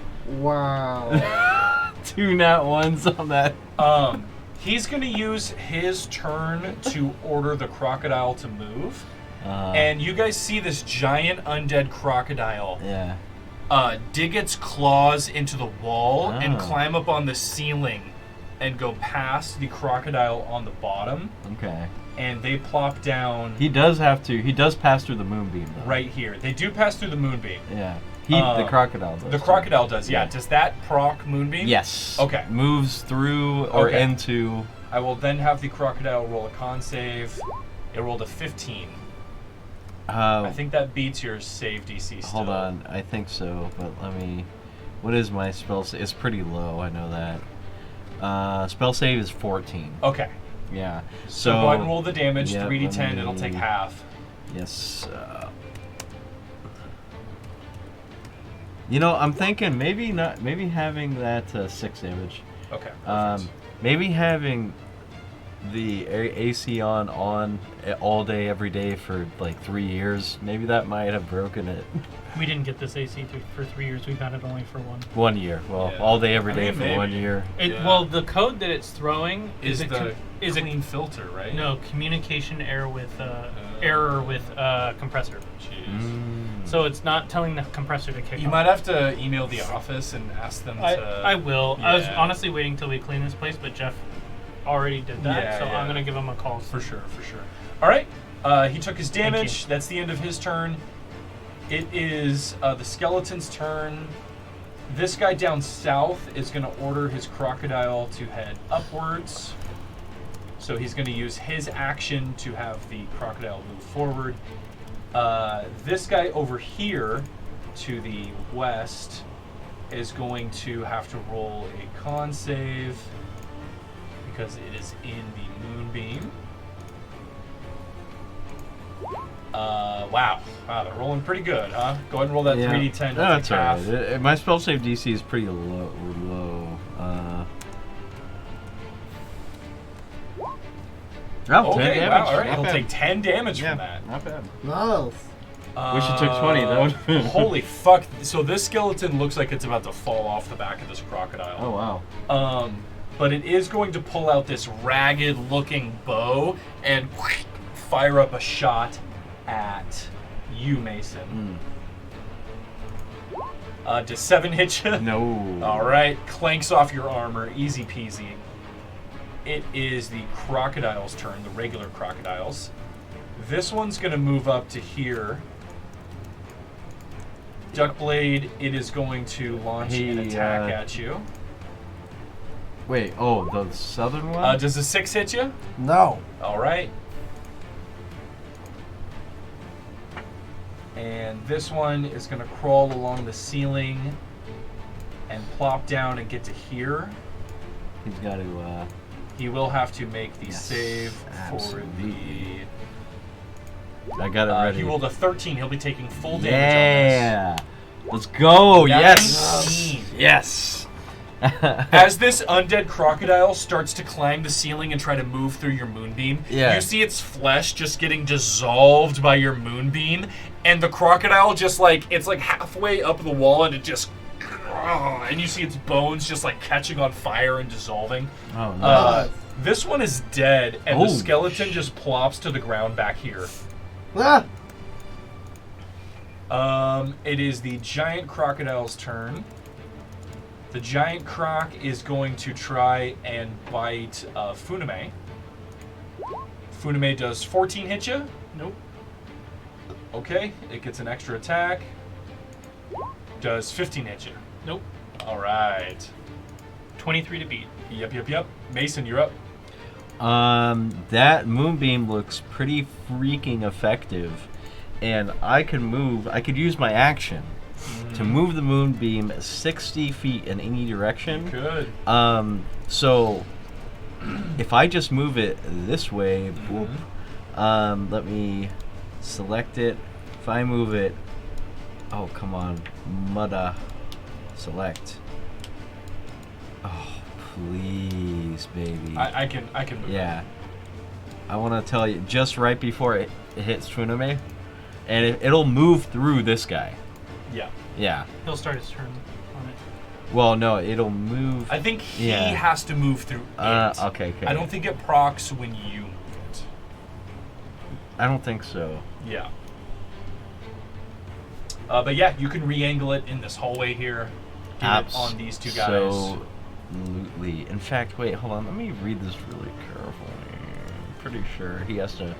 I think it starts turn or moves through. Okay. When a creature enters the spell's area for the first time on a turn or starts their turn there. Okay, so it's gonna have to move through. Yeah. Yeah. Okay. Cool. Okay. Yeah, that's it. Yeah, you can remove it. You got your movement bonus action. Nope. That's it. All right, you're just gonna hold the middle. Yep. Okay. I'll be that will, wow, I could move forward, but I'm just gonna stay stationed here and bait them into me. All right. Yeah. Funame, you're up, buddy. You got this big old skeleton and this big old undead crocodile right in front of you. But Mason's moonbeam is shining down upon them. You see their skin dissolving and their bones catching on fire. Searing radiant pain. Yep. Big damage. Big damage. And I think I kind of miss Plorg right now, to be honest. Oh, also, I forgot to mention, the fire scimitar. you still have the scimitar. So when you came back to the material plane, you had the scimitar. It's no longer tinted red, but it is still a +2 weapon. It just doesn't do any extra fire damage anymore. So let me actually go into your character sheet and fix that for you real quick. But if you want to attack, you can still attack with that +2 weapon. I assume that There we go. I no longer can communicate with him. Correct. Plorg is no longer able. You are no longer able to communicate with Plorg. Damn. You may be able But to Tommy ask- Tough Knuckles is here to communicate with, huh? Yeah. I was about to say. Come you on, might man. be able to- Communicates us with me. You may be able to ask Tommy Tough Knuckles to communicate. I got with him. so much as to talk Yeah, about. I know he does. And he always puts an S after everything, which is the most irritating thing about Tommy Tough Ice Knuckles. doos. Ice doos that. I doos that. There's a character in Letterkenny who does that, but he gets he has anxiety attack because someone keeps saying sushis instead of sushi. Oh, yeah. That's great. I love that He's show. like, why'd you call it sushis? It's sushi. You shouldn't be calling it sushi. That's great. That's a great show. Highly recommend people Oh, watch man. that. That's Leonard good, Kenny. that's good. All right, Funume, what you got for us, buddy? I'm just gonna swing with 2 blades, I guess. All right, who are you swinging at? The undead crocodile or the rider? Probably the croc. Okay. I feel like the croc is just as deadly as the rider. Yeah. Probably. So yeah, I'll do that. Let me press the button. Push the button. Yeah, Crimson Immolation should be fixed. Yes, that is still your best weapon. Just minus the fire damage. Plorg is no longer in there. Ooh, double 23s for 18 damage. Wow. Yeah. Your scimitar is just slicing through the undead flesh of this skeletal crocodile. Massive damage. What else you got for us, bud? Nothing else that I really want to do. I don't have many bonus actions, so I think that's it. Oh, if you want Tommy in the fray too, he can use some helping actions, or you can keep him hidden to keep him alive. It's up to you. I'm just gonna keep it hidden. Okay, perfect. Yeah, yeah. He'll just stay. He can light a cigarette for you. Yeah, he could. All right, it is the giant skeleton's Was turn. it good for you? It was good for me, boss. Who is very pissed at Duckblade. So he's holding these giant rusted blades. Uh-oh. Here they come at you, Duckblade. 1, 2, 3. Wow. I don't think the 18 doesn't hit you, but I think the 23 does. Yes, the 23 does. Okay, for 17 slashing Well, damage. that's fine. This rusted, decayed weapon just slices through your leather armor and cloak. It cuts you really good across the chest. Dang. It's true. That is it for the skeleton, and Duckblade, you are up. Duckblade, punch him again. Yeah. I touch my wounds, and I lick my blood, and I smile at it. Tetanus. Shitty tetanus. Time to give it another good old-fashioned punch. Super tetanus. Go and give the big skelly man a punch. All right. Zah! 26 hits. Go. Another one. Yep. Oh. 15's gonna miss. Oh. He's able to get one of his rusted blades up and block your punch. Well, I'm not gonna give you a chance. Follow your blows. 21 hits for another 10. He's looking pretty weak. And one more. Can we finish him? 30 hits for 13. He's still standing. Whoa. Not dead yet. Well, he's dead. Well, He's not defeated yet. not just dead again. Yeah. Not super dead. All right. Anything else, Duckblade? Nah, it's okay. I used all my actions. All right. It is the skeleton riding the giant crocodile's turn. He needs to make a con save. He succeeded. He'll take half damage from the moonbeam here. Oops. Okay, he'll take 10. Funume, he's going to swing at you with a rusted axe. Him. Yeah. 21 halved, rounded down is 10. He made the Oh, sorry. I was like, it says 12 on my screen. I'm further up. All right, here comes the axe. 8. negative. And one more. No, yeah. He can't touch you, Funume. You're dancing around him, singing, I get knocked down, and he's just trying to hit you, and you're just jumping on the walls. The Shatner version. Yep. I get knocked down. All right. It is the lone skeleton over here. He's going to move a little bit and fire a bow at Mason. 16? Misses. Woo! They can't touch you, buddy. Yeah, you see this guy creaking back his shitty-ass bow, and you just raise your shield and block that arrow. Regular crocodile's turn. He's going to attack Duckblade. 15? Nope. All right. You're able to nimbly dodge out of the way, Duckblade. Giant crocodile needs to make a con save. ahead and roll that damage, Mason. Oh. He failed. He's taking max damage here.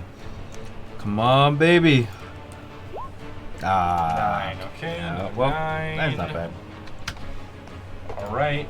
And he's going to launch some attacks at Funame. 27 Wow. Funame. Ooh, he rolled a 19 there. For 20 damage? 20 damage and grappling you.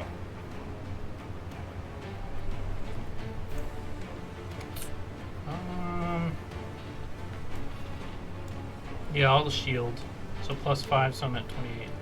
God, that brings you to 28. 28. Jesus Christ. So Funame, this, you're distracted by the skeletal warrior swinging down on you. This crocodile gets its jaws. You can feel it closing in on you, and you just quickly cast your shield. It bites your arcane ward, and you're able to slip back a little bit, not get bit. It is going to whip around and try to hit you with its tail. Mm-hmm. For 21. 23 to beat. Woo! Can't beat you, dude. Can't beat you. Wow. All right, Mason, you're back up again. All right. I'm just gonna leave Funame and my Moonbeam do their work. I'm gonna move down next to Duckblade and try to hit this crocodile in the face. All right. Yes. Go ahead. All right. Where are ya? Ooh. My hammer is still cool though, right? Oh yeah. Okay. All right. Boom. For 23 damage. Wait, do I get that radiant though? You do. Okay. You all do. right. It's a part of your weapon. Mason, Okay. you walk up behind this crocodile and bring your warhammer just right on its undead head, and its skull just turns to nothing, and this crocodile just sinks into the water. Okay. Nice. What was bottle? His buddy like hops off, and he just lands like right there on the side of the walkway. I can't reach him yet. He's a little bit far away. Yeah. Yeah, I can still move though, right? Mhm. Yeah, I'll try to take his buddy out. Yeah. You can easily hop across the way. And go ahead and roll me an attack. Let's do it. Oh my goodness. For 21 damage. Mason, just in one easy swing, you just go, Oh man. and the skeleton just gets blown to pieces, knocked into the water. This guy's there you done for. Okay, nice. Parkour, Seward, that's it for me, man. All right, Funame, you're back up again, buddy. Yep.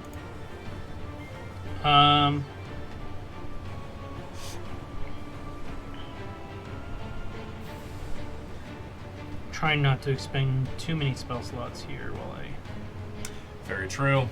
we're You guys just in the haven't, beginning. You guys haven't got to Zigrim yet. And I've To already Zagrim. expended Zigrim. quite a few Zagrim. quite a few spell slots I've used already. Zigzagrum. Zigrim Yoga. Yeah, I'm Ziggy. just gonna keep swinging. So All right, at the crocodile. yeah, why not? Okay.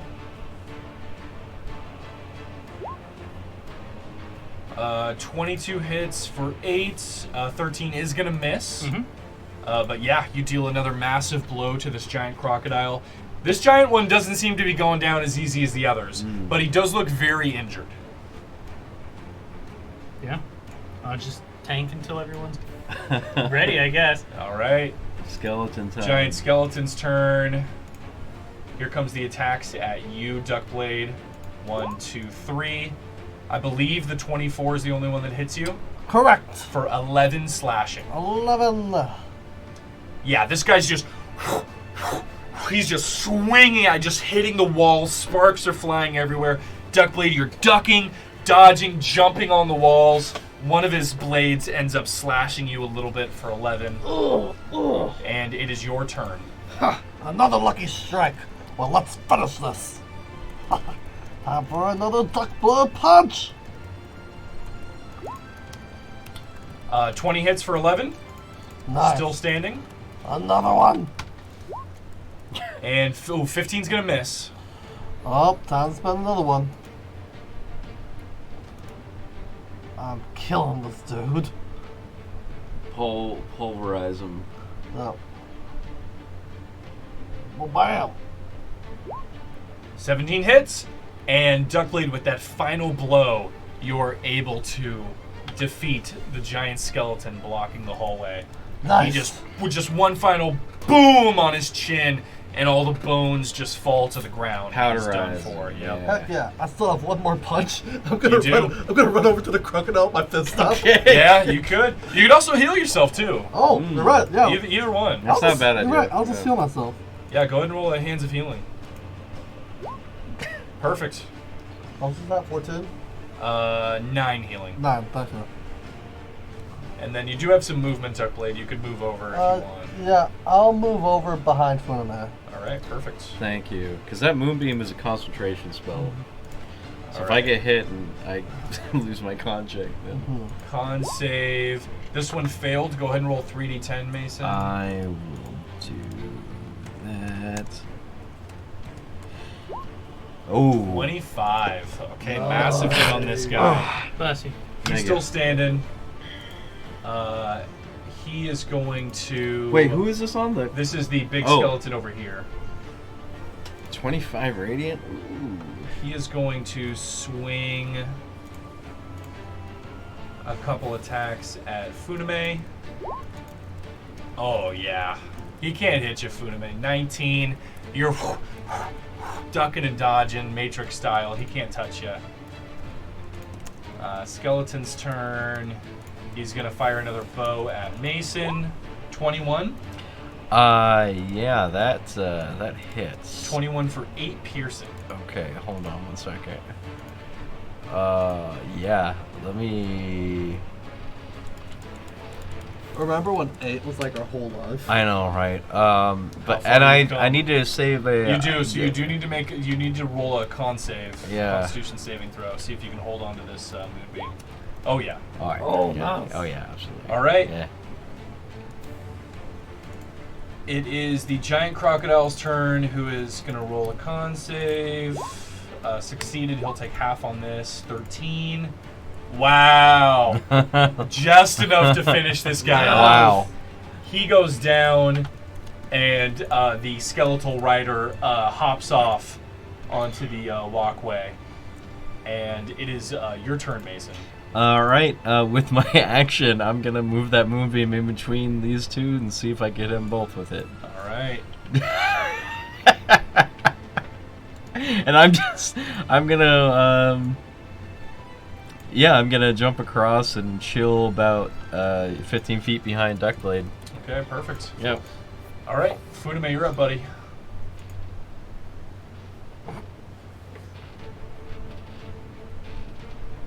Yeah, we fucking annihilated this group. Well, So I just shot off an email and I cannot remember if I spelled his name right. Okay, good.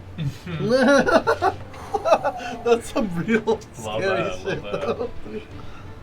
Okay. Let's take a look at the battlefield.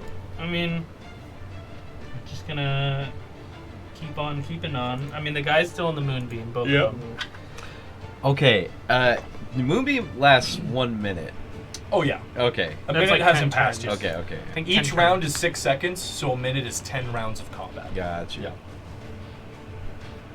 Yeah, we're gonna. All right, swing him off, buddy. Double hits. Ooh, okay. This guy's looking real weak.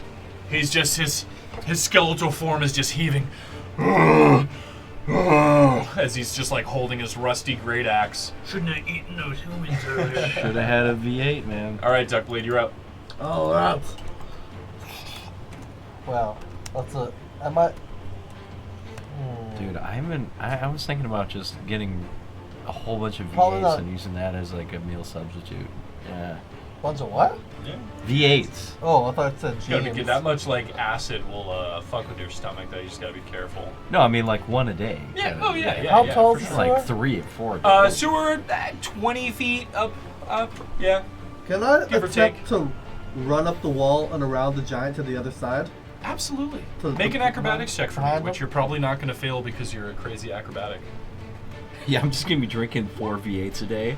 12 is good enough. Nice. 10 was the baseline there because you can already run on walls. Yeah, you're able to just get right in between these guys. I actually want to get on the other side of the Yeah, skeleton. perfect. Yeah, you can get all the way around the other Yeah. skeleton. That way they're forced to be in the circle. Yep.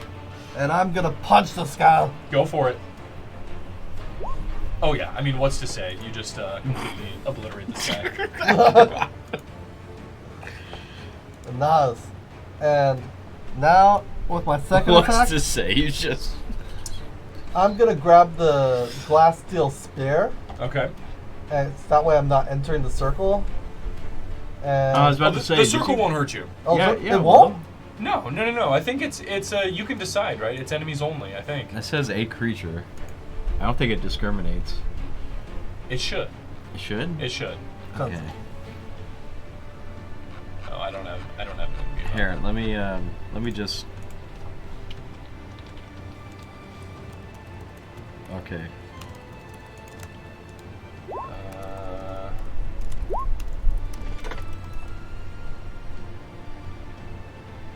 Oh yeah, no, you're right.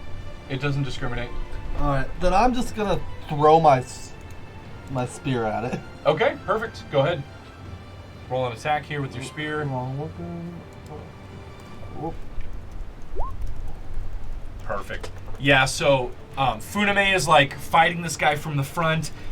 Ping blocks one of his great axes, and then Funame, you just see a spear just go just straight out this dude's face, and he just falls to the ground, and you guys are out of combat. Oh, wow, okay. Yep. Wait, why is it saying spell save DC is 13? I thought it was. 12? No. It says 14 up on my character sheet. That sounds right. Huh? That sounds right.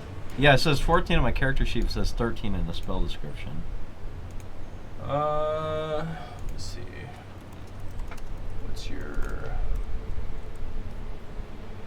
So it's 8 plus 12...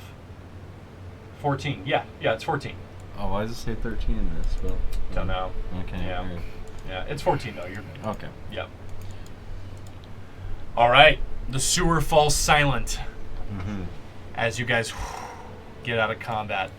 None of the bones seem to be moving anymore. And as you guys kind of catch your breath, you just see this bloated human torso just like gotta flow down the sewer past you guys. And yeah. You want to keep one of those bones, Duckblade? Down this way Yeah. is another one of those big iron grates with another manhole behind it, and then as Duckblade, as you look further north, you see the sewer opens up into a bit of a bigger chamber up this way. I see. Alright, shall we keep going, folks? Yes. At I least, cannot delete this freaking thing. Oh, I got it. Oh, I got it, okay. at least until we find a safe place to rest. Yeah, well, Which I don't think we'll do. Funame said he felt some sentient life form up there. Yeah, some intelligence. Some intelligence. I detect intelligence. I detect one intelligence. I want to. Maybe we could loop around, see if there's anything there. Looks like we're pretty well being able to kill anything in this fucking sewer. So far. We haven't, So I far. don't think we've seen the worst. Definitely not. We could go north and peek around that corner while we do. Yeah? Yeah. Nah. All right, what's the plan, guys? You guys head north? Yep. Yeah, north and peek around the corner. Okay. All right. You guys head north. Get a little vision of what's going on up above. You guys see the dark hallways of the sewers, and then you guys see a faint light coming from the right. Okay. Yeah. You want to go towards the light, or you want to check around the corner to the left? Oh, do we see anything down to the left? The west. So to the left, you guys see more open space, and then a Oh. hallway here down to the south. Okay. That's probably just leads to another exit. Let's go up north. Alright, girl. All right. You guys head up north.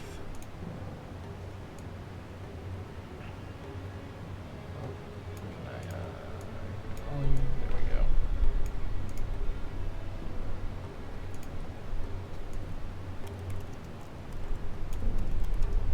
Okay. And you guys see a staircase here heading down, and there's light shining from down below the staircase. What's to the left? To the left is... I don't know why this thing is not clearing this the way I want it. To the left is more tunnels. Okay. You want to go downstairs? Yeah, I suppose that's... Yeah, we can go down. I mean, Well, if shoot. I was a lich hiding from everything, deeper is the place I would go. Oh, we don't know if it's a lich or not. Well, I just mean undead, something creepy. Some necromancer, maybe. Yeah, let's go downstairs. All right. You guys head to the staircase. Somehow the smells emanating from the staircase are even worse than the sewers that you guys are already in. Cool. Almost as if like someone has a fan set up and is just blowing putrid air up the staircase. What's the vibe? Are you guys being stealthy here? You guys taking it slow down the staircase? I would like to continue being stealthy if we can. I mean, obviously everything's detected us. Well, you detect some life forms down there, so Only one. still, we know something is down there, so we're Yeah. probably being a little cautious. Yeah, but I mean, in general, I would like to continue to stay stealthy if we can. Okay. Perfect. All right. You guys head down the staircase. Do we need a stealth check or are we good? No, you guys are good. We're good? Okay. Oh no.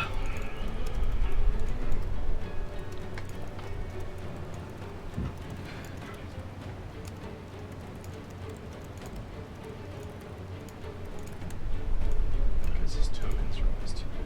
I fucked up. Ghouly goblins. Size up. There we go. As you guys, you guys are taking it Gabagools. stealthy. You guys kind of like peek out around the staircase, and you guys see this room here with a few dead bodies littering the floor, some kind of ruined statue, and then a couple zombies milling about this hallway with their backs turned to you guys. They do not see you. Some gabagools. Okay. Yeah, and there's nothing. Nothing of note in this room. Okay. No. You want to try and take out these zombies as quietly as possible, maybe? Oh, that. All right. Well, actually, before you said that, I was going to say, I'm going to run in and Might Guy Dynamic Entry one of them. I mean, yeah, let's do it. Let's do Let's dynamic entry one of these. Let's do it. All right. You guys are going loud, not quiet. No, we are definitely. I think we should try to quietly Sam Fisher these skeletons Yeah, you're or right. these A ghouls. quiet dynamic Yeah, entry. yeah. Okay. So it's gonna be you two. All right. Give me some stealth checks. All right. Oh, my stealth is not great, but let's do it. Come on, baby. 24 from Duckblade. And for me, it is a 3. No! Okay. So Duckblade, as you guys approach, you guys are like almost there, yeah. and you hear you know you guys are being quiet, and then you hear Mason's armor just go like clink, and both the zombies turn around. Give me an attack roll, each of you. You guys have a chance to save this because Duckblade is so stealthy. With my weapon. Yeah. Okay. Go ahead and make an attack. Okay, nice. 25 for 24. And Duckblade 30 for 13. Oh, yeah. Oh, So wow. even though you made some noise, they both turn around, but then you both quickly rush them and just like grab them, whatever, dispatch them. These guys go down. Nice. And then as you guys are standing in this hallway after defeating the enemy Funame, you can come join them. You guys see one of those zombies with the nice looking armor hanging out in that room. Mm-hmm. And you see his mouth is just open. He's like, And he's just looking at the zombie on the floor and looking at you, Duckblade, and then looking back to the zombie on the floor. I start sprinting out. Okay. Make an attack roll for me. 20. Oh, jeez. Okay. You sprint towards him, and he goes, "Ha!" And then you just and just rip his head off. What's on this guy? I want to. Yeah. So this guy, he's wearing a little bit nicer armor, and he's carrying just like a simple wooden staff. Does he have any like literature on him or any Nothing. orders? No. He's just You look wearing him over, this studded Nothing. armor. Yeah. And, okay, interesting. Just a regular ass wooden staff. Just it seems so. It All appears so. Yeah. Okay. Okay. Anything else in this area? It looks like a break room. Yeah. No.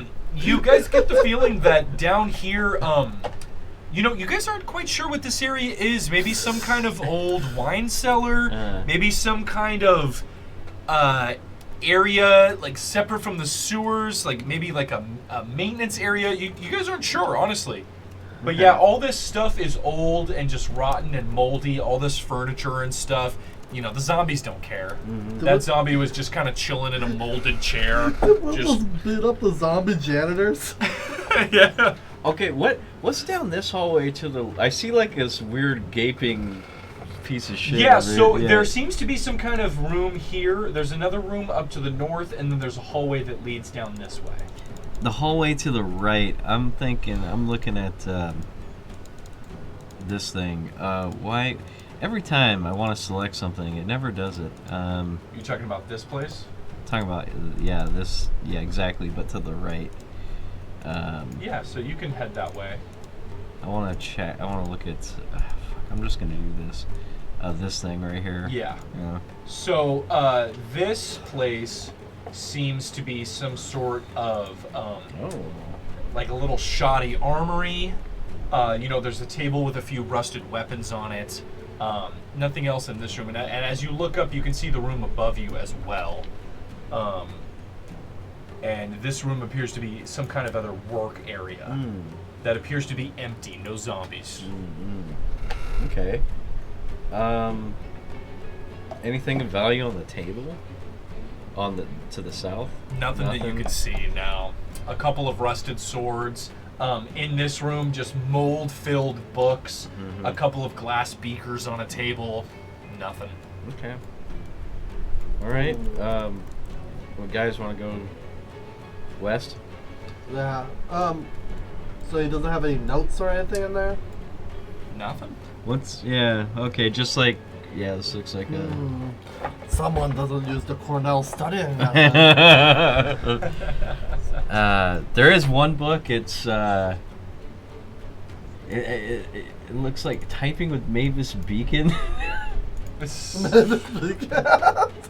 don't know. Typing tutor. Typing tutor. It's just. All right. As you guys head towards this hallway here, Oh shit! you guys see something not great.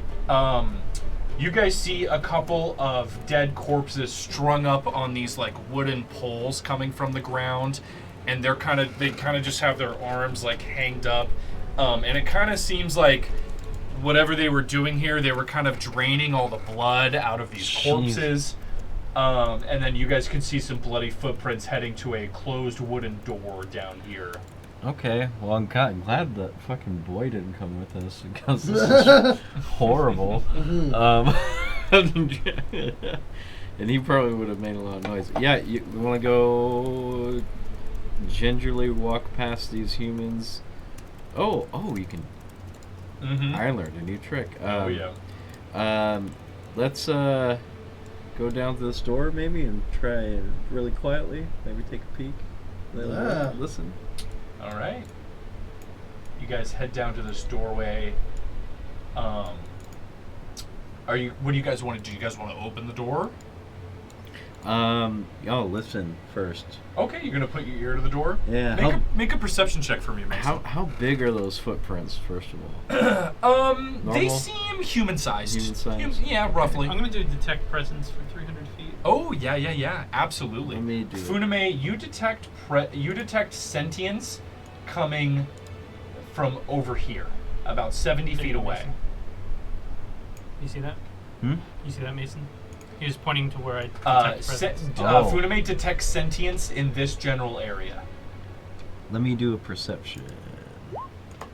19.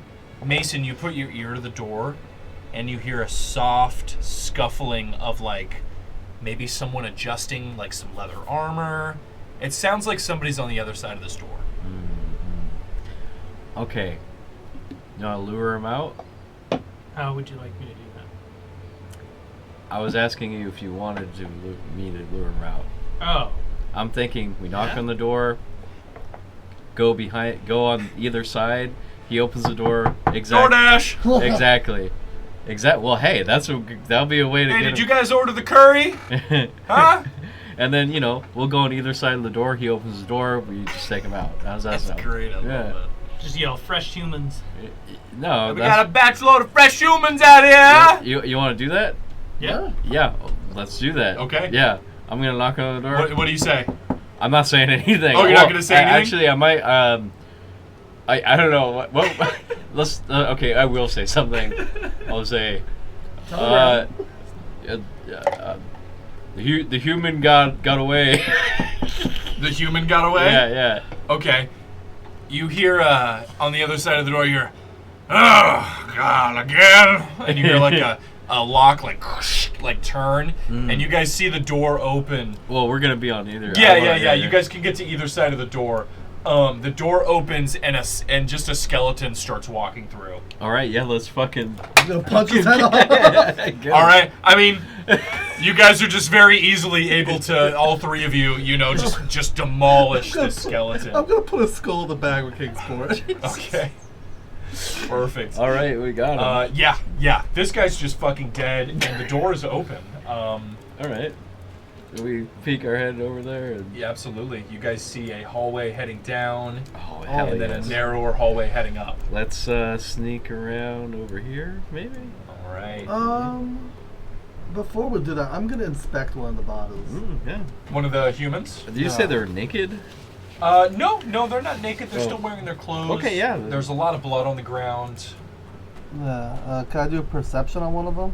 Yeah, no, go ahead and roll me a medicine check. Oh, medicine. Better. What'd you roll there? 16. Duckblade, you realize that all the corpses have had their hearts taken out. Oh. As you lift up their leather shirts and whatnot, you realize that they all have just gaping holes in their chests and their hearts have been removed. And that's probably where all the blood on the floor has come from. You can guess. Looks like they all died of a heart attack. Their hearts attack them. The hearts attacked them. And then they want to And escape. escaped. Yeah, I think we should go around this corner and... So, beware. There's another door up there. There's another wooden door up there. Round 2? Let's do it again. Hey, the It's harder to hide human around got this time. away again. Well, it was only that skeleton guy. I'm gonna... Yeah. Hey, Duckblade, do you want to try and mimic that guy's voice? Yeah, I guess. He did speak. Yeah. You want to try and mimic that guy's voice? Yeah, And ask him something? Maybe? Shit, I forgot what So it this sounded hallway like. up here is pretty narrow. Yeah. Only one of you is able to fit in the hallway at a time. Yeah, I'll go front, and then I'll take a step back after I knock. Okay. I'll knock. What are you gonna ask? Where do you guys want to be? I'll be right around the corner. Okay, just Yeah. right around the corner. Okay.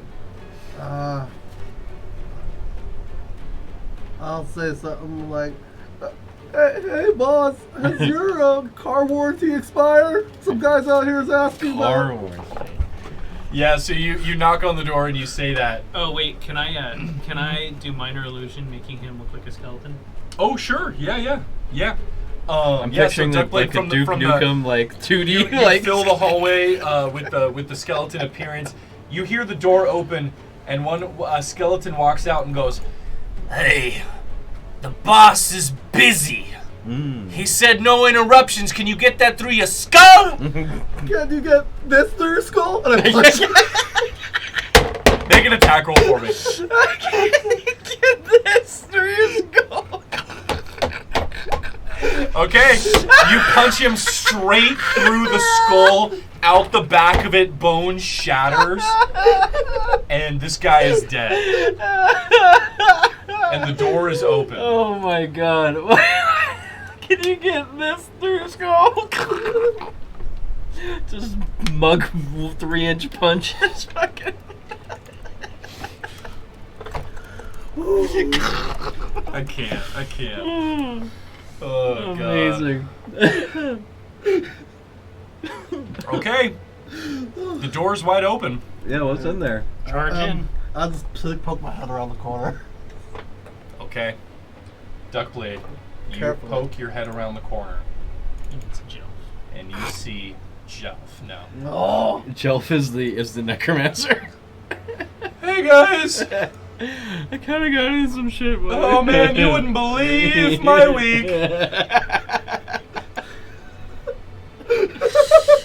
Damn. Duckblade, Oh, what the fuck? you peek around the corner, and you see a huge necromantic circle with this giant, bloated, diseased corpse of a troll in the middle.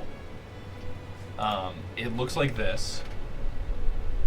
You guys see a guy standing over here to the left.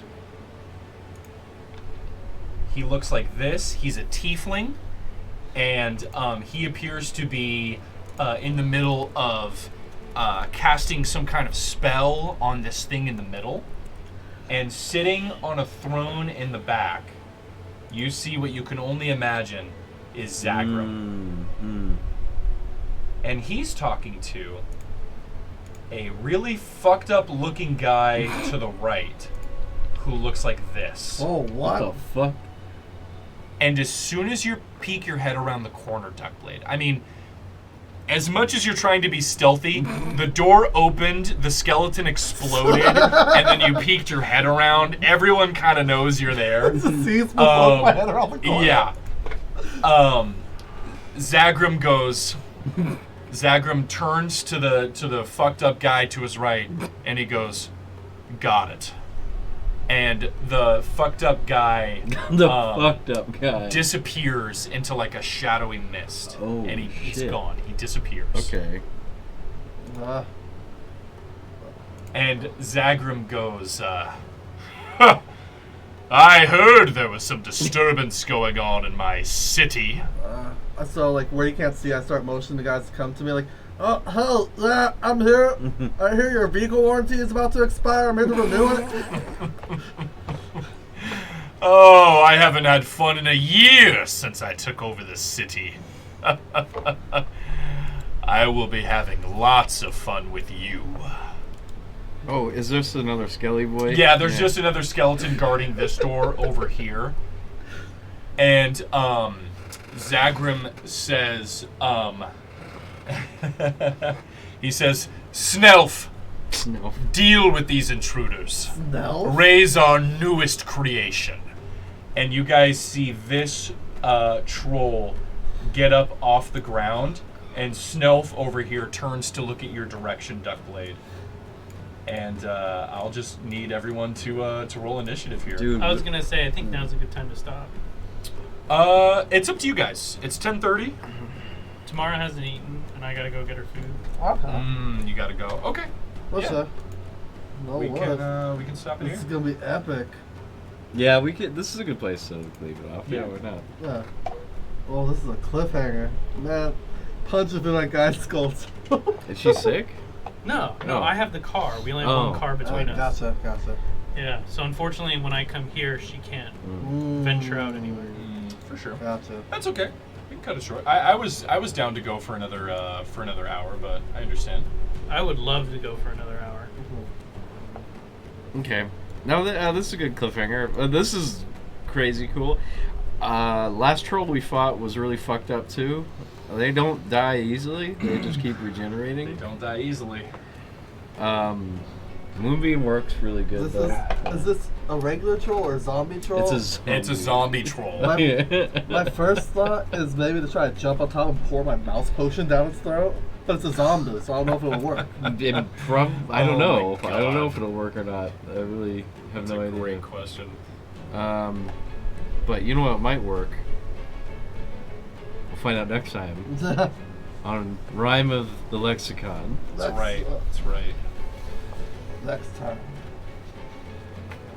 Yeah, let's wrap it up, baby. Hey, thanks for joining us, everybody. Yes. For episode, what was it? 19? 29. 29. God damn. Rime of the 29 Lex- episodes. 29 episodes. This is great. 29 times, probably our average stream time is about 5 hours. Yeah. Lots of, Yeah, this was Long about a time 5-hour playing D. session. Yeah. that was about 4 hours. Yeah, 4 hours? Yeah. Okay, I don't know how to get rid of this freaking thing. It keeps showing up. I never mind. I just got rid of it. All right. Well, thanks for joining us, everybody. I'll catch you next time. I know we're live this Saturday and next. Hey, you know what next week is? No. St. Patty's Day. St. Patrick's Day. Oh, wow. Yeah. What are you doing St. Patrick's Day special? So what you guys think so far about the epilogue This is here? great. This is dope. I like it. Yes. I like new baddie, kind of, maybe. Mm-hmm. We'll see. I want to know more about the fucked up guys in the Yep. next one. You guys learned a little bit more about the Ebon Star. Mm-hmm. It came from some kind of dark realm, Yeah. Omater doesn't Do even you have know the what it screw for is. it? disrupting I've been everybody, looking for disrupting Did it come off everybody's here? connections to their gods. Deep space. When you stand up, check the chair first. You said. All right. Well, yeah, that sounds good, man. I'm looking forward to the next episode. All right, Lexicon out. Lexicon out.